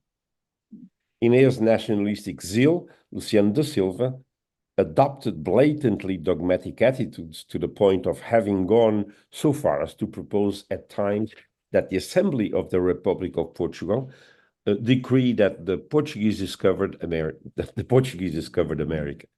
He reacted poorly to my gentle criticism of the Portuguese reading of the inscriptions, unleashing a polemic that led me to enumerate in detail my reasons for not accepting the theory. This unfolded in 1981 in the pages of the New Battle Portuguese Time. I nearly included the entire collection of my comments on this controversy in my book Lusalandia, the 10th Island, but opted to withdraw the section, for it seemed to me that at the time that the case warranted an entire book dedicated to it. I wound up writing more than 80 pages, but ultimately convinced myself that it was not worth continuing to waste time on polemics of this ilk. My opposition resorted to unethical means to defend this fanaticism, from sending letters to the president of my university demanding my dismissal, to the dissemination of a series of assorted accusations in his self-published book, Os Três Amigos da Onça, The 3 Snakes in the Grass, we would say in English, with 1 chapter each devoted respectively to the late endowed chair holder Professor Francis Rogers of Harvard University, the late Professor Luís de Albuquerque of the University of Coimbra, chair of the National Commission for the Commemoration of the Portuguese Discoveries, and me. Luciano da Silva's volume is a mass of vituperations, unfounded accusations, and bald-faced lies cast in shameless language ranging from insult to defamation. Years ago, I devoted some attention to the role that beliefs of this nature can play in identity formation in diasporan communities. In that writing, I sought to place in context the preoccupations of psychologist Edmund de la Barra, a disciple of William James, on the supposition that his reading of the inscriptions on the aforementioned rock confirmed these theories. Not entirely original, but at the time they ran countercurrent in certain circles of empirical psychology on the role of subjectivity in perception. Complicated story. I wrote about it in Portuguese, but I do not have time to go over the whole thing here. In the present text, I merely intend to share with you a document published long ago in the United States, but never revealed by the promoter of the de la Barre's theory. Truth be told, what is repeatedly and frequently publicized as a photograph of the rock with the overlap Portuguese inscriptions. In reality, to aid in reading the supposed inscriptions, lines and letters were crossed out, allegedly the better to highlight said inscriptions. However, The result is a distorted alteration of the original lines. To corroborate this, an example of the gap between what is in fact originally on the rock and what the theory proponents presume to be there is reproduced in the images that I will show. I'll skip now the reading, and I think it will be easier if I share my screen with you. Let me see, share screen with you. Can share, yeah. All right. So this is, can you see well? Yes. All right. So this is the Dighton Rock that was often covered. I mean, when the tide was high, it was covered by the waters of the Taunton River. As you can, people over the centuries, because the first drawing we have of the rock is from 1680, could never figure out anything. French, English, any northern language, nothing. Here you have Professor Della Barre, a psychologist who at Brown, disciple of William James, I'm sorry, brother of Henry James. But William James, he was this man, his daughter married a Portuguese, and she talked to him about the Portuguese and how the Corte Real brothers, Gaspar and Miguel, had come to the United States. So De la Barre looked at it, and he was he was an empiricist. He wrote so many papers in psychology, in empirical psychology. But then he came up.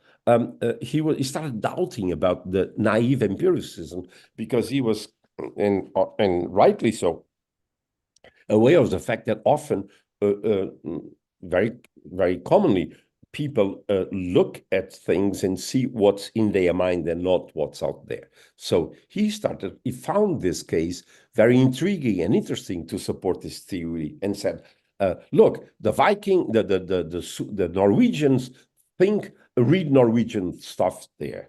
The French read French stuff. The English read French in English there. And they don't know any Portuguese, because if they knew Portuguese, they would see there Miguel Corte Real 1511. I mean, try to see if you can see that. Anyway, so he was a victim of his own theory, because he was advocating that when you know Portuguese, you see Portuguese there. He published. He spent most of the rest of his life writing 2 books about this stuff. He was supposed to be, William James wanted him to replace him at Harvard, and he got so involved in this that he never went back to Harvard. He stayed at Brown. And so this is the rock removed from the river, brought by the Portuguese to this building. But because this was supported by Massachusetts, by the state, they had to have around all the other theories on the wall.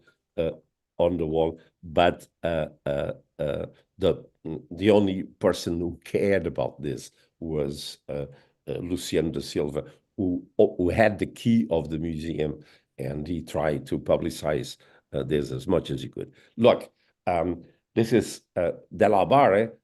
Saw that. Can you see this figure here with what he sees a cross here, the cross that was on the sails of the Portuguese, and then can you imagine out of here coming up with Miguel Corte Real and 1511? Well, he believed that he did. See what is known by see what they've done. It would be good to have side by side. I think I have the next. See what they've done. Look at what they've done. They ignore some lines, they add others with no problem. So they make a cross out of this. Okay, and below this, there's a coat of arms that they see that this is Luciano da Silva on the right showing the cross. I mean, go back.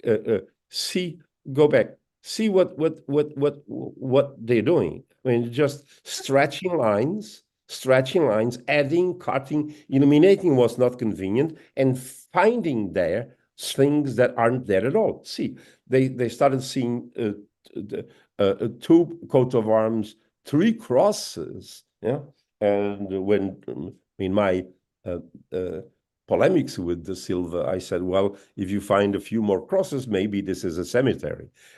Anyway, so he didn't like the joke. All right, so what I'm going to show you now is, it's maybe too detailed, but if anybody's interested, I can share this with you. These are the inscriptions of the rock since 1680, then 1712, then 1730, then 1768. And the further back you go, the further away you are from any possible reading of this as meaning Miguel Corte Real 1511. Okay, so the further back you go, the worse it is. I mean, it should be clear and clear, but it's the other way around. Okay, no, in spite of that, Luciano da Silva continued all his life defending, writing, attacking people, etc., etc., etc. So, in summation, the basic document from which all this fabulous story of human creativity unfolds, and from which these much ballyhooed facts were created, has been imposed as a dogmatic article of national faith. The philosopher Richard Rorty said, we cannot get along without heroes.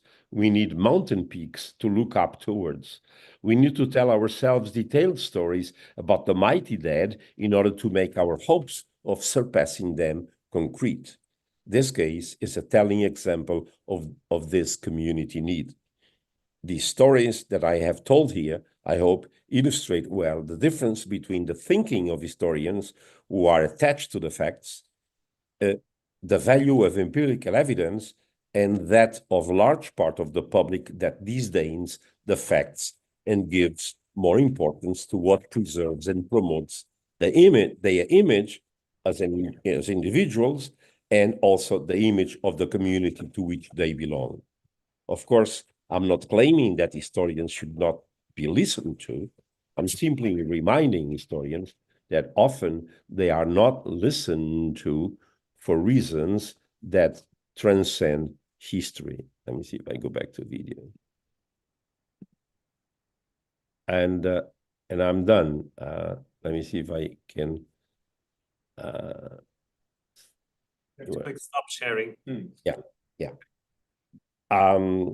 I may have cut too short. The paper was a lot longer, but I prefer to answer questions in case some of you have them. No, that's perfect.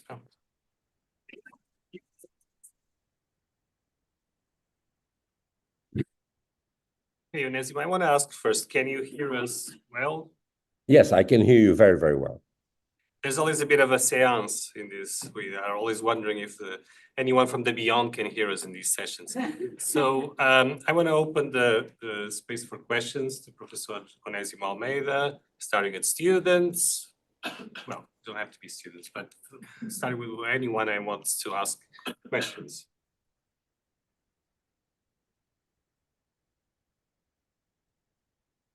Go ahead. Okay. Also, one question: can you see the people asking questions? Yes, I can. Yes, I can.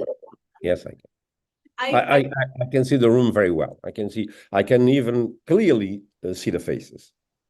Hi, Onésimo. Yes, I recognize your face.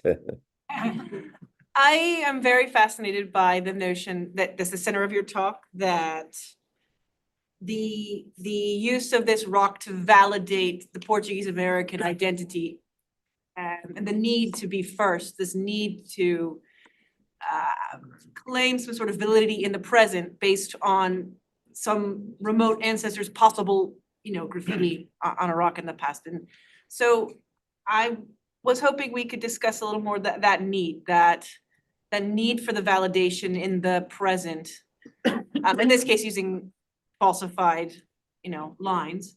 But in order to establish a sense of identity in the present American lexicon and community. Yeah. Yes, I've written a lot about this.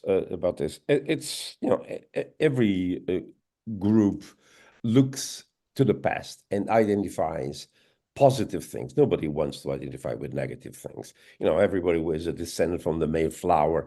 This is everywhere. They are descended from kings. I've had a Portuguese American who in his card shows how he is a descendant of of King Afonso Henriques from 1140. Yes, he has in his card, but everybody does this. So we ignore completely the negative things, and we highlight the positive things. So everybody, people do this, and this is in school. We do this to the kids.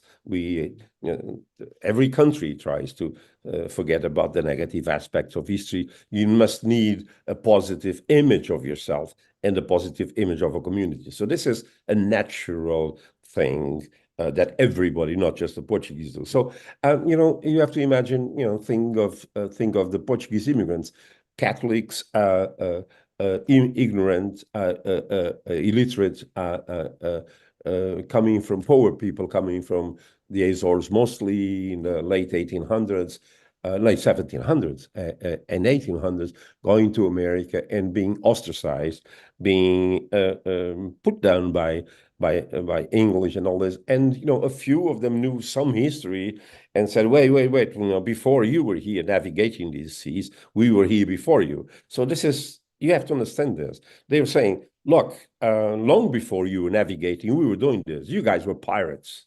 You were the ones waiting for the ships coming from India behind Canary Islands and assaulting us because they did not have the technical capability of going to. So it's understandable. So anybody who knows a little bit of history and can put this all together can provide, and who can offer a better positive image. So the Portuguese immigrants can tell the British or the Americans, long before you were here, we were already here. So this is a problem, a matter of legitimation of a presence that gives you a lot of power. You came because we opened up the way for you. So this is, I could go on and on and on, but this is a central idea.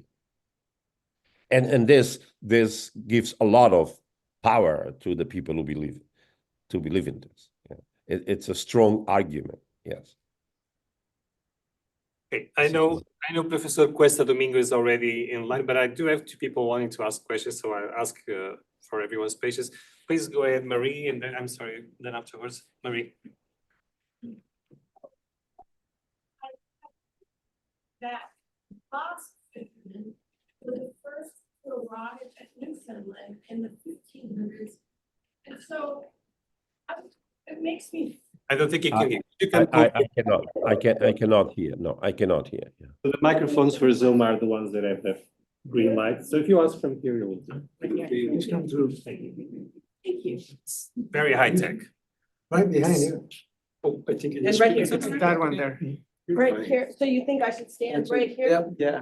I can hear now. That's great. Thank you. My name is Marie Duggan. I'm from New Hampshire, so I thought the rock was of interest. But might even drive over and take a look. Yes. I understand on a family trip to Quebec, we learned that the first Europeans to arrive in the on that coast of the Americas were the Basque fishermen looking for cod. So in that context, the idea that the Portuguese also came in the 1500s looking for cod sounded plausible to me. And I wondered what your thoughts are in that regard. Thank you. Yeah, my thoughts are, this stuff has been published. Everything that is known about this has been published. I just collected. I didn't discover anything new. Long before the Portuguese went to Quebec, to the Georges Bank, after looking for cod, they had looked for the Northwest Passage. They started leaving the Azores, and this was another alternative.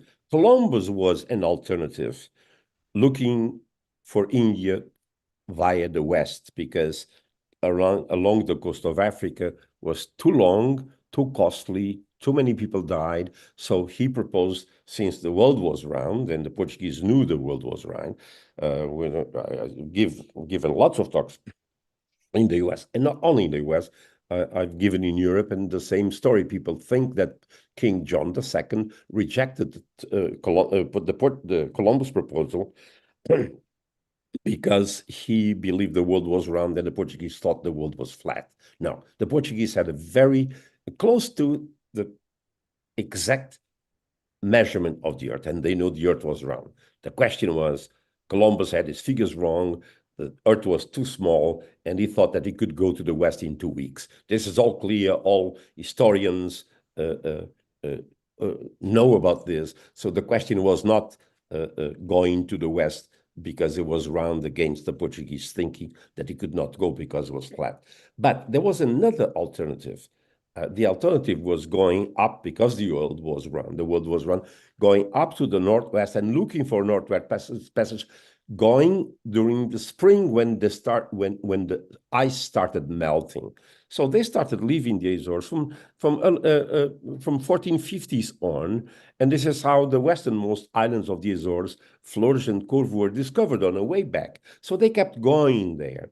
And it's well known. I mean, John Cabot was the one who discovered Newfoundland, but did not go in. The first person who went to Newfoundland is Gaspar Corte-Real. It's recorded in a map, in the Cantino map, which is a Portuguese map. It has an Italian name, in 1502. So he was the one who spotted. He wasn't sure if he had found a continent or an island. It's clear in the map, in this famous map. So the thing is, he sent a ship to Portugal to give King Manuel the news, and he went on. But if he went on, if you look at the map, he went inside the St. Lawrence Gulf, and he ended up probably frozen in the winter because he could not go through. So the Portuguese had attempted that. The myth of Corte-Real, Miguel, is because his brother sought authorization from the King Manuel to go after his brother. And only after the third time King Manuel allowed, we know he left Lisbon, but we don't know nothing else about him. So hence this myth. Oh, King Manuel authorized, as far as we know, he could have sunk right outside Lisbon. We don't know. The rest is, oh, it's a possibility. Yes, well, it is a possibility. I remember one day talking to David Quinn, very well-known American historian. 40 years ago, he was the most respected. He told me in the end that he believed that the Portuguese had all the technical knowledge and technological knowledge to have discovered North America. But he said, but we don't have proof. And that's what historians have to deal with. It's possible, but we just don't have the proof. That's all. It's as simple as that. So there were lots of. Yes, Nova Scotia. The Azorians were going. Labrador. Well, the name is in the wrong place. But yes, they were navigating. They were searching for that northwest passage, and it's very possible that they arrived. Estevão Gomes goes to Maine, and then it's all serving the King of Spain. But so the point is, we have all this stuff. So yes, they went there. They were looking they were sailing around there long before the codfish. Then they discovered there were codfish, and that they started regularly going into there was a very strong possibility. And there's a Canadian historian who in the 19th century published a very interesting story about the possibility of the possibility that most likely they around 1528, 25 to 28 started a Portuguese settlement in Newfoundland, but then in Nova Scotia, in Newfoundland, but then it was too difficult and cold, etc. They gave it up. So all this historical value. Just look. I mean, it's Wikipedia has all of this. I'm not saying anything. You just have to look. You just have to be patient and gather all these facts together. So they were around. This is why David Quinn said it's very possible that they got there, but we just don't have. And then the story that Miguel Corte-Real arrived, married an Indian, and that became chief of the Indians. Well, that's another part of it, because De la Barra got so involved in this that he read on the rock, he read a Latin inscription, Voluntate Deo Dux Indoro, by God's will, chief of the Indians. I mean, can you read that in the rocks that I showed you? By God's will, chief of the Indians? You have to really be a great believer to. That's really getting to to read too much into it. And then when the Portuguese said, by then the Portuguese were not speaking Latin, he said, okay, fine, okay, he erased that. But that shows how involved he was and how much of a believer he had become, proving his own theory that when you have something in your mind and you want to see in the empirical research you get, it's cherry picking. That's the title of my talk. Am I? Yeah. Muito obrigado. Thank you so much. I know there was another question, but I know that Professor Mariano Cuesta Domingo has to actually wrap up at 12 o'clock, or you will be thrown out of his office at the University of in Madrid. So I am at home. I don't have those problems. So you should have talked first. Well, I'll give you my card and you can send me your questions so that I forward I could stay here all night and nobody would throw me out. Well, there's actually a button on Onésimo. So yes, but I could go on talking after you turned me off. Onésimo, thank you so much again. A round of applause. A pleasure. O sea que sí, efectivamente, está fuera. I invite you to stay if you want. Well, I guess you already left. Profesor Cuesta Domingo, bueno, es un placer escucharlo. ¿Puede escucharnos bien? Sí, escucho. Hablando. Ok, muy bien. Muchas gracias por estar comunicando desde Madrid. Esta es una conferencia muy internacional, obviamente, y le doy la palabra. Bueno, no, tengo que presentarlo, discúlpeme. No solo darle la palabra, sino presentarlo para decir que el profesor Mariano Cuesta Domingo, bueno, el básico, es doctor por la Universidad, Doctor by the Universidad Complutense de Madrid, with the thesis La cuestión de las Islas Molucas, geografía, descubrimiento y negociaciones castellano-portuguesas. He's a specialist on the historiography by Antonio de Herrera, who of course is the first person to indicate that João Rodrigues Cabrilho, or Juan Rodrigues Cabrillo, is Portuguese. And so we wanted to bring him to the meeting to talk about the historiography of Antonio Herrera as a whole, and not to prove any particular thesis, but to actually address the quality of the work and the quality of the sources of Antonio Herrera. Profesor, ¿puede escuchar y ver a la gente aquí en el salón? Muy bien, perfectamente. Muchas gracias. Le doy la palabra entonces. Terminaremos con preguntas y respuestas incluso al mediodía de acá, entonces a las 9 de ahí. Muchas gracias. Muchas gracias, profesor Vasconcelos. Lo primero, saludar al comité organizador y al comité científico con el nombre de Ricardo Vasconcelos, y también a los compañeros de cátedra de esta tarde, Onésimo, al que acabo de escuchar, y Paulo Alfonso. La historia de las Californias ha sido bien estudiada siempre, en todas sus facetas, desde que se incorporó a la cartografía universal hace ya medio milenio hasta pasado mañana. Ahora emerge aquí un personaje que es Antonio de Herrera. Debe ser interesante para que lo convoquen en San Diego. Y el título que yo he puesto, como ven ustedes, es California y la obra de Antonio de Herrera. En él aparece naturalmente la figura de Rodríguez Cabrillo. Herrera está justificado que hablemos de él brevemente porque por su carácter historiográfico ha tenido una atención especial en San Diego, y Cabrillo lo tiene por sus hechos. Recordemos brevemente entonces a Herrera, aunque ustedes ya lo conocen suficientemente.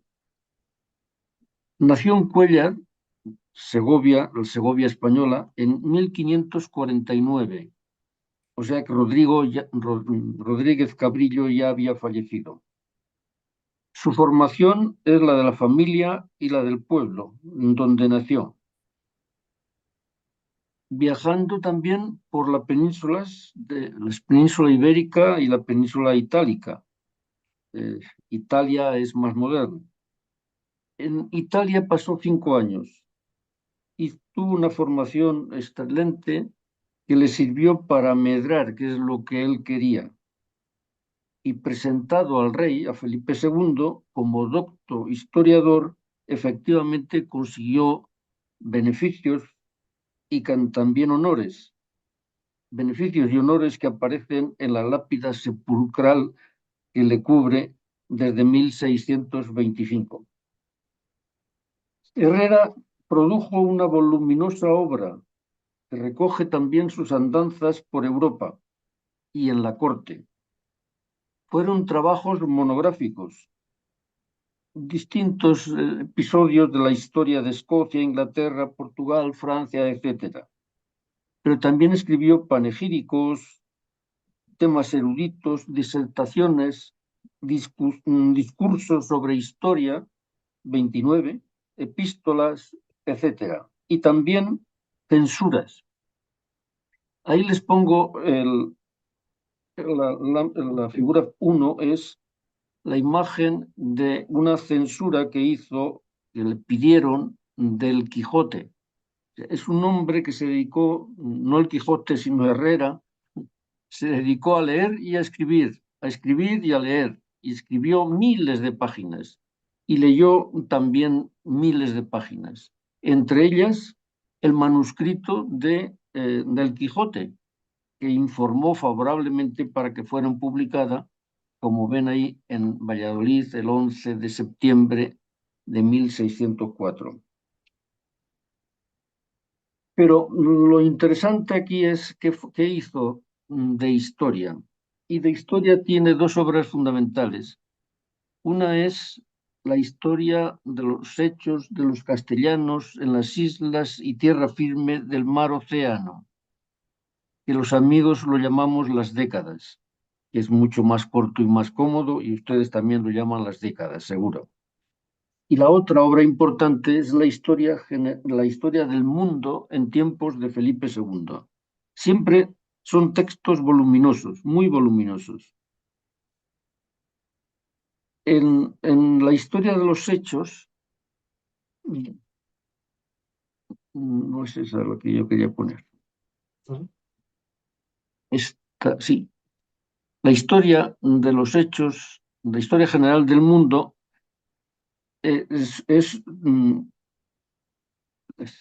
no sé cómo explicarle, son publicados en imprenta moderna, son 3 volúmenes de unas 500 páginas cada uno. La historia de los hechos de los castellanos, las décadas, pues son mayores todavía el número de páginas. Esta obra de la historia de Filipe II fue publicada a partir de 1601. La otra obra, que no sé dónde está, no, la siguiente. Las décadas fueron publicadas también a partir de esa fecha y desde entonces, como ven ahí, han tenido numerosas ediciones. Como decía otro cronista, Anglería, Pedro Martí de Anglería, en la década primera, lo importante era explicar, recoger todas estas maravillas para que no fueran pasto del tragadero del olvido. Maravillas, sí, así lo consideró también un mexicano a finales del siglo XVI, y veía que era muy difícil, que tenía tantas dificultades como tuvo Herrera para abarcar tanta materia. Este señor, que se llamaba Cárdenas, decía: imagino yo ahora que en Mundo Nuevo, de Historia Nueva, no va a haber 1000 faltas de notar, 1000 sobras que quitar y muy buenas cosas que añadir. Eso les pasaba a los cronistas, a los generales de Indias, que querían abarcarlo todo minuciosamente. La nómina de ellos fue muy numerosa, pero cuando llegó el momento de editar, de escribir y editar, no era tan fácil. Y el nombramiento de Herrera tuvo sus complicaciones, pero fue elegido. Cuando comenzaron la publicación de las décadas, en 1601, enseguida disponían de las 4 primeras. y ya tenía que empezar a trabajar, estaba trabajando con el segundo grupo, que es cuando también a la vez estaba haciendo el informe sobre el Quijote. Pero ya en las primeras décadas recibió algunas críticas, y especialmente de algunos compañeros. Un profesor mío decía, es bueno que hablen de uno aunque fuera bien, y eso debía pensar Herrera ahora. El resultado es que la crítica la recibió con tranquilidad y la respondió en la siguiente década. En la década séptima y octava aparecen las 4 críticas más importantes y las 4 respuestas que él dio. ¿Cuáles eran esas críticas? Pues primera, las tablas geográficas. Delante de la obra de las décadas aparece la descripción de las Indias, que es un libro que algunas veces ha aparecido con otra edición distinta. Y se quejaban de que las tablas geográficas no estaban bien. No dio más respuesta que no había que tener miedo ni respeto, que eran unos indocumentados, sería la palabra de ahora. La segunda crítica es que él no había estado en Indias, y efectivamente, Herrera no había cruzado el Atlántico, pero preguntaba él como respuesta, ¿qué historiador de los que han escrito hasta ahora del mundo ha estado en todos los lugares? ¿Quién los cronistas que hablan de Perú han estado en California? ¿Quién los que hablan de Nueva España han estado en el Estrecho de Magallanes? Luego, no es necesario haber estado en todas partes para escribir sobre algunas de ellas. La siguiente, la tercera, era las Canarias. No había dedicado páginas importantes a Canarias. El archipiélago de Canarias es muy importante en el tráfico entre Europa, entre la península ibérica, entre Sevilla y las Indias, evidentemente. Pero él decía que ya lo había hecho en otro trabajo suyo que tiene el título de Ilustres Varones. Y finalmente la cuarta decía que por qué se paró al escribir en 1554 y no había continuado más. Y a ello respondió que ya se habían publicado las leyes nuevas, que el Perú estaba ya muy tranquilo de todas las vicisitudes que había sufrido y que en la historia general del mundo escribió hasta 1598. Como acaban diciendo, como la historia y terminaba diciendo él, cuando su majestad pasó a mejor vida. Como ven, esto es lo que tienen en pantalla es las ediciones, ya lo pone ahí, las ediciones que ha habido de las décadas a lo largo de los años y en los idiomas en que se ha editado. A ver, la siguiente está bien. Cuando hubo que buscar algún sustituto para Herrera que continuara el trabajo, hubo varios y nadie podía seguir su ritmo, hasta que apareció Pedro Fernández del Pulgar. Pedro Fernández del Pulgar recibió el título de cronista mayor de Indias cuando tenía 65 años, en 1686. Y lo que pensó, lo que quería hacer era, admirando a Herrera, continuar su obra y lo hizo hasta 1584. Con buena voluntad, con capacidad de trabajo, otro autor con 2.800 páginas manuscritas que prosiguen las décadas de Herrera, que están en la Biblioteca Nacional de Madrid esperando que alguno de ustedes o un equipo las edite debidamente y las publique. Están inéditas. ¿Y el Pacífico cómo es visto por Herrera? Pues se puede ver principalmente, precisamente a través de las descripciones. En las descripciones aparecen unos mapas, de los cuales 6 hacen referencia a la fachada del Pacífico de todo el continente americano. Y en la primera, que veremos ahora, pasa a la siguiente, en la primera se ve el Pacífico en tiempos de Herrera, como él lo concibió después de estudiar los manuscritos, la colección de manuscritos y mapas que vio, entre ellos López de Velasco, y si se fijan en el colorido de alguna línea, verán que están los tres tratados entre Castilla y Portugal, que son los que aparecen ahí marcados de Alcásobas, Tordesillas y Zaragoza. Este es el Pacífico. No está mal para ser 1601. ¿Qué pasa? Que el Pacífico parece un poquito pequeño. Parece que hay algunas islas. Son más importantes, por ejemplo, hay las Islas Molucas que Nueva Guinea o que Celebes. No se parecen a las otras y algunas de ellas están inacabadas. Por ejemplo, Nueva Guinea no tiene todo el perfil.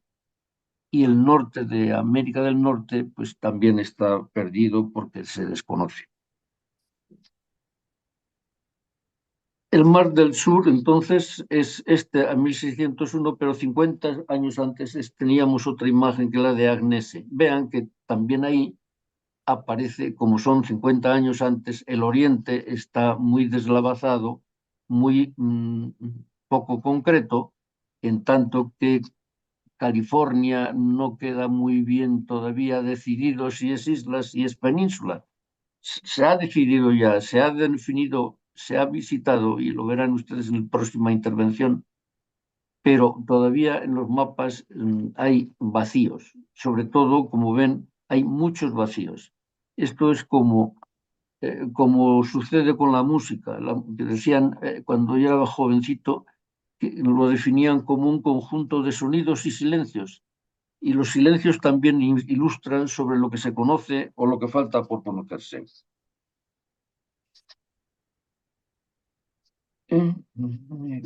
Pasa, por favor. ¿Más? Ahí. Esto es cómo se plantea la construcción de las décadas. Las décadas se construyen pues en décadas, en bloques de 10 años. Cada década tiene 10 libros y cada libro, y cada década tiene ese número de capítulos. O sea, la primera década tiene 10 libros que suman 160 capítulos. Y así sucesivamente se ve que es una obra realmente importante.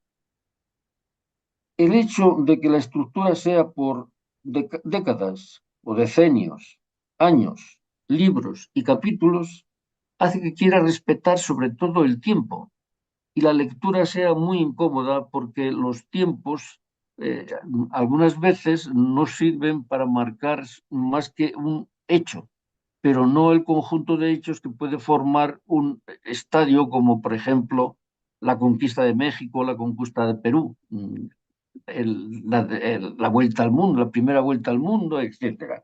Entonces, algunas veces resulta un poco complejo y molesto incluso ver que alguno de estas grandes hazañas, podríamos decir, o grandes viajes, aparecen en distintos libros de distintas décadas, de distintos capítulos.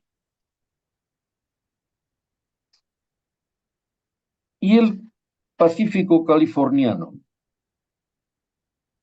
Bueno, el Pacífico de California aparece en la búsqueda de una comunicación naval entre los dos océanos, entre el Mar del Norte y el Mar del Sur, o como decía el Islario de Santa Cruz, también de aquella época, entre el Golfo del Nombre de Dios y el Golfo de Panamá, que sería lo que cruzó Balboa, muestra eso, el descubrimiento de 1513. En 1522 se produce simultáneamente, no simultáneamente, pero prácticamente en la misma época, por lo tanto, el descubrimiento del estrecho de Magallanes la conquista o el descubrimiento del Mar del Sur, digamos, por Hernán Cortés.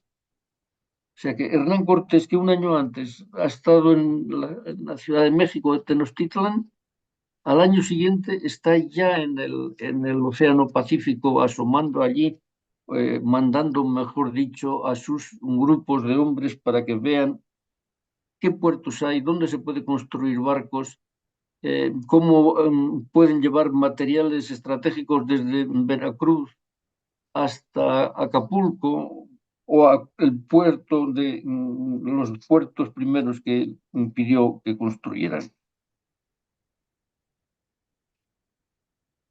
No voy a entrar en ello por el tiempo y porque además, pues ahora Pablo Afonso va a hacerlo muy bien. Por un lado, Cortés impulsa aquellas acciones, por otro lado, el rey se siente atraído y seducido por aquellas palabras de Cortés en que le dice que allí se esperan grandes cosas y él será el monarca del mundo, ¿qué menos? Otro problema era el Pacífico en el retorno desde el oriente. Hernán Cortés se involucró, dirigió algunas expediciones, no dirigió, hizo organizar expediciones, participó en algunas personalmente y él fundó en la bahía de Santa Cruz, en la presencia de dos personajes muy conocidos que son Francisco de Ulloa, porque era un descubridor nato, y el testimonio cartográfico de Domingo de Castillo. El virrey Mendoza, virrey de la Nueva España, atraído también por el señuelo de las riquezas del norte de la Nueva España, las perlas que aparecían en California, etcétera, también tenía mucho interés. Se relacionó con Pedro de Alvarado, que era un hombre antiguo de Cortés, para preparar una expedición, pero Alvarado murió. Entonces se nombró a Juan Rodríguez Cabrillo y en previsión de que muriera también, se nombró ya en sustituto posible a Bartolomé Ferrer. Las dos embarcaciones salieron hacia la península de California y más empujadas por los vientos que por sus propios deseos pudieron recorrer aquella fachada y desde el puerto de salida en Navidad hasta Mendocino, Cabo Blanco, quizá hasta los 42 grados de latitud norte, hicieron un reconocimiento epidérmico de toda aquella fachada y del interior del Golfo ¿cómo se llama? De California. ¿Qué otras consideraciones podríamos hacer? La descripción de California en Herrera es pobre. Un párrafo largo, pero un párrafo. Era más escasa la inmediatamente anterior. ¿Por qué? Porque de alguna forma el mapa ayudaba a Herrera a hacer su descripción y la descripción al mapa. Pero el anterior, que era un buen cosmógrafo, Alonso de Chávez, perdón, en su espejo de navegantes, fue mucho más parco. Y habría que esperar al siglo XVIII para que la actividad de militares, de marinos y de frailes diera descripciones mucho más minuciosas y mucho más ricas. Vamos a aproximarnos al final, volviendo un poco al cronista mayor.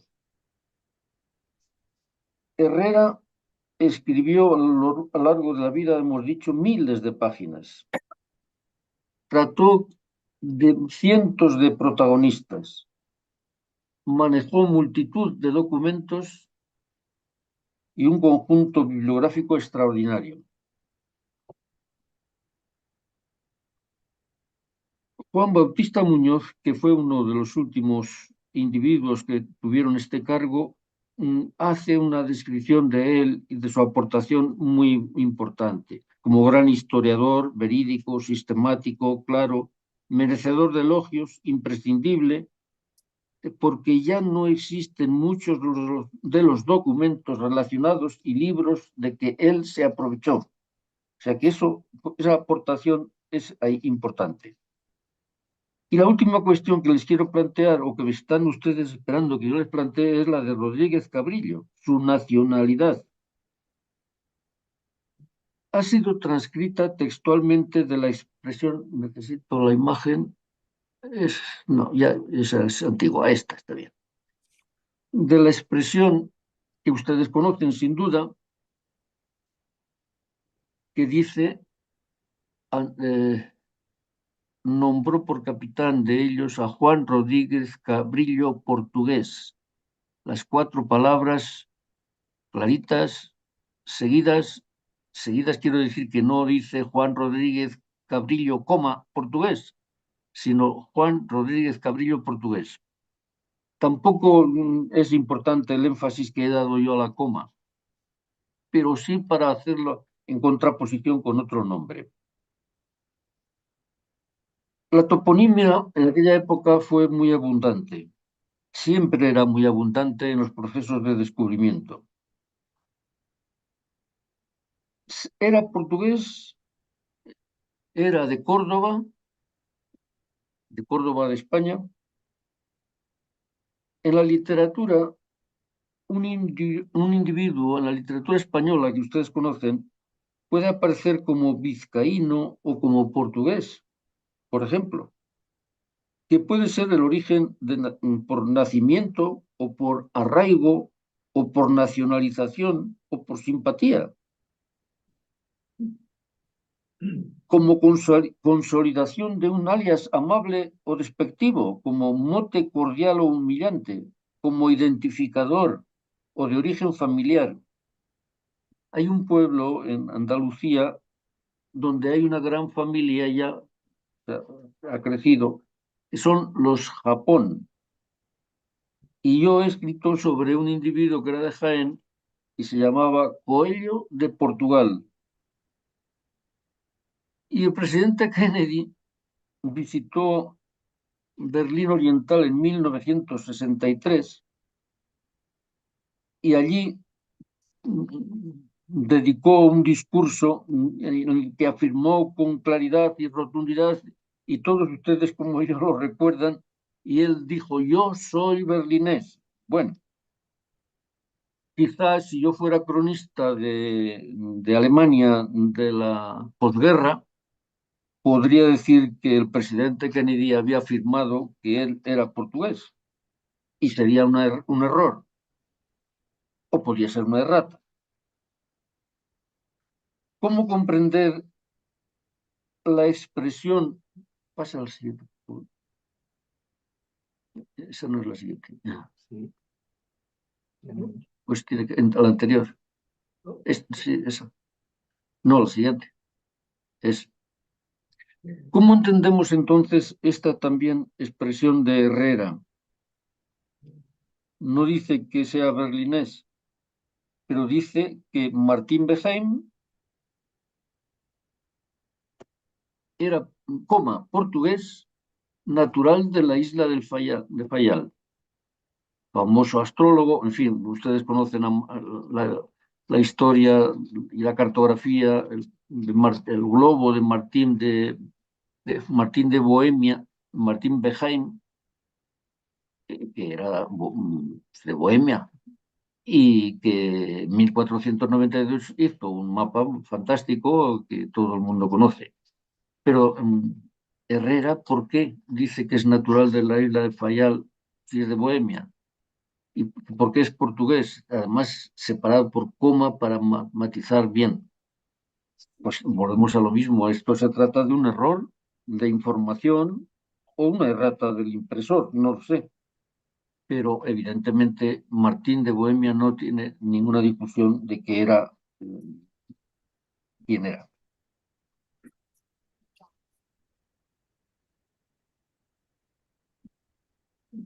Herrera pretendió ser riguroso y veraz.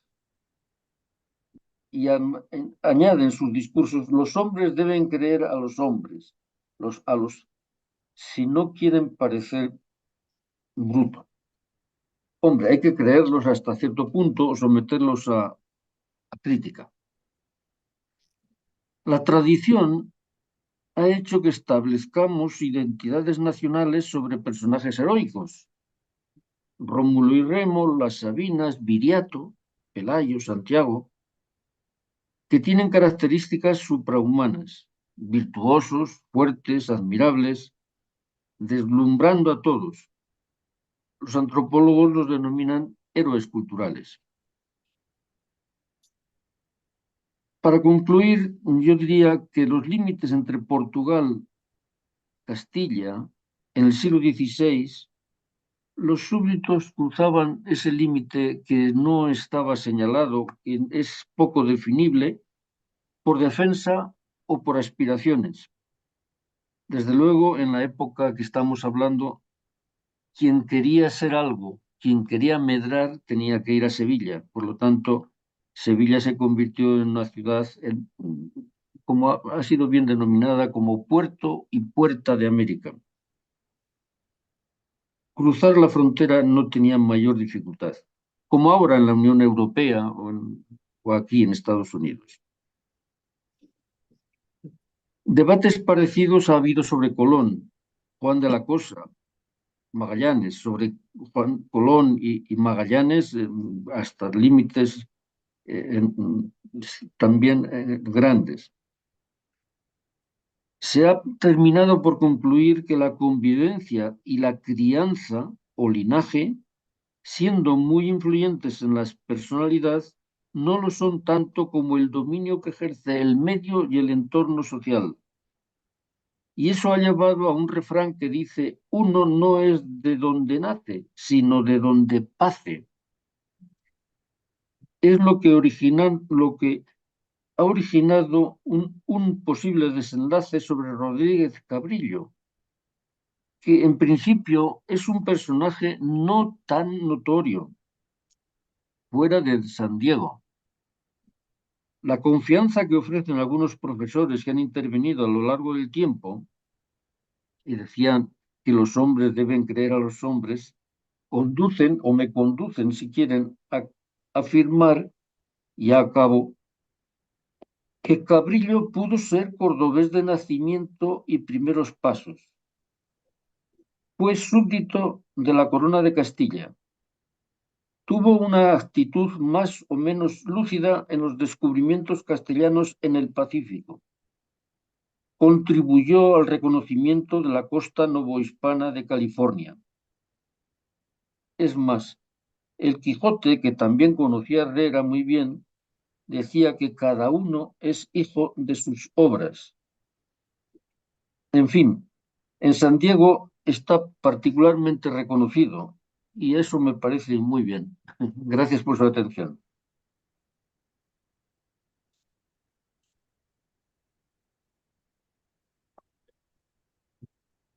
¿No? Profesor, ¿puede escucharnos? Ya les veo de nuevo. Entonces, no tenemos mucho tiempo, pero sé que hay algunas preguntas, entonces le daría como 5 minutos, preguntas muy breves y respuestas también Sí. muy concisas, si posible. ¿Ok? ¿A quién le gustaría preguntar algo? ¿Alguna pregunta? Paulo. Profesor Costa Domingo, muchas gracias por hablar con nosotros. ¿Me escucha? Sí, escucho regular, pero escucho. ¿Puede comentar sobre las fuentes, Sí, está bien, le entiendo. Hable usted. las fuentes de Herrera, por ejemplo, López de Gomara? ¿Cuáles serían las fuentes que Herrera tenía disponibles para escribir sobre California? Fuentes primarias. Amigo, Gracias. esa es una pregunta fácil de hacer. No es tan fácil de responder. El cronista mayor de Indias tenía todo lujo de facilidades. Ningún investigador actual tiene tanta protección oficial para poder investigar todo lo que quisiera. La cuestión está en la comunicación entre California, México, Veracruz, Sevilla, Madrid o Valladolid, y las noticias no eran tan rápidas. Bueno, no eran rápidas, no, eran lentas, eran muy lentas. Y esa documentación original primaria, yo creo que tardó mucho en llegar para él. Desde luego, había dos cosas importantes, dos cuestiones importantes. Una era que ya la casa de contratación había pedido, el Consejo de Indias había pedido encuestas a las autoridades y virreyes, que es de donde tenía, a través de López de Velasco, las noticias de localización, de descripción de obispados, de gobernaciones, etc. O sea, la descripción, el volumen o primera parte del primer tomo de las décadas, tenía bastante buena información, a pesar de que no he leído el fragmento que dedica a California, es pobre, pero es lógico. California está muy lejos, tan lejos que me ha permitido no estar hoy ahí con ustedes. Y mire que lo siento de verdad. No, eso es lo que más echo de menos en este simposio, mi ausencia, no por ustedes, sino por mí. Y todo lo demás, todas las crónicas, estuvieran escritas y no publicadas o ya publicadas, estaban a su disposición. Bien. Muchas Sí, gracias, profesor. a usted por su pregunta. Bueno, realmente creo que hay que terminar ahora porque por la tarde tenemos que empezar Sí. menos de 1 hora y media. Le agradezco a usted todo su cuidado, su preparación, su profesionalismo para conectarse con nosotros y también a quien nos está ayudando. Y obviamente les agradezco a todos que están aquí también. Agradezco a todos que están aquí también. Mario, ¿querías hacer una ¿Es pregunta? posible hacer una pregunta más? Ok, una más pregunta. Bueno, usted mencionó una familia en Japón, en Andalucía, ¿verdad?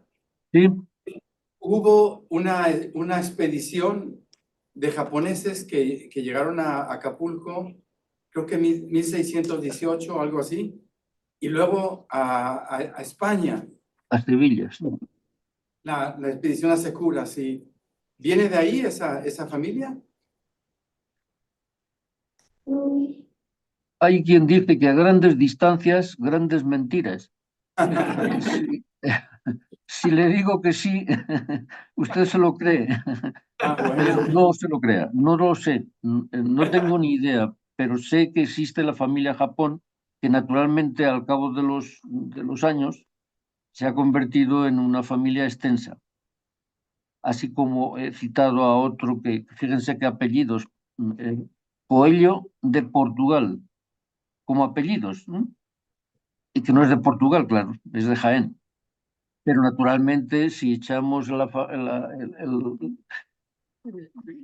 toda la familia, todo el árbol genealógico, nos vamos a encontrar con que vienen de Portugal. Y esos eran por defensa. Saltaron la frontera teórica, porque nunca menos que ahora, pero siempre ha sido una frontera muy, muy blanda. Saltaron bueno, por problemas políticos, o poco políticos, pero por problemas graves. Te Los agradezco. Japón tienen ese origen, pero no sé su origen. Podría responderle y si usted quiere me informo y le mando una nota a través del profesor Vasconcelos. Otra ponencia. Hacer otra ponencia. Bien, Te agradezco. Muchas gracias. en ese caso ya tendría que ir yo. Gracias. Bien. También estamos como de menos que usted no está con nosotros, pero hay que terminar por la mañana las actividades y regresaremos a la 1:30 al salón de aquí. We'll be back at 1:30 for the second part of the conference. Thank you.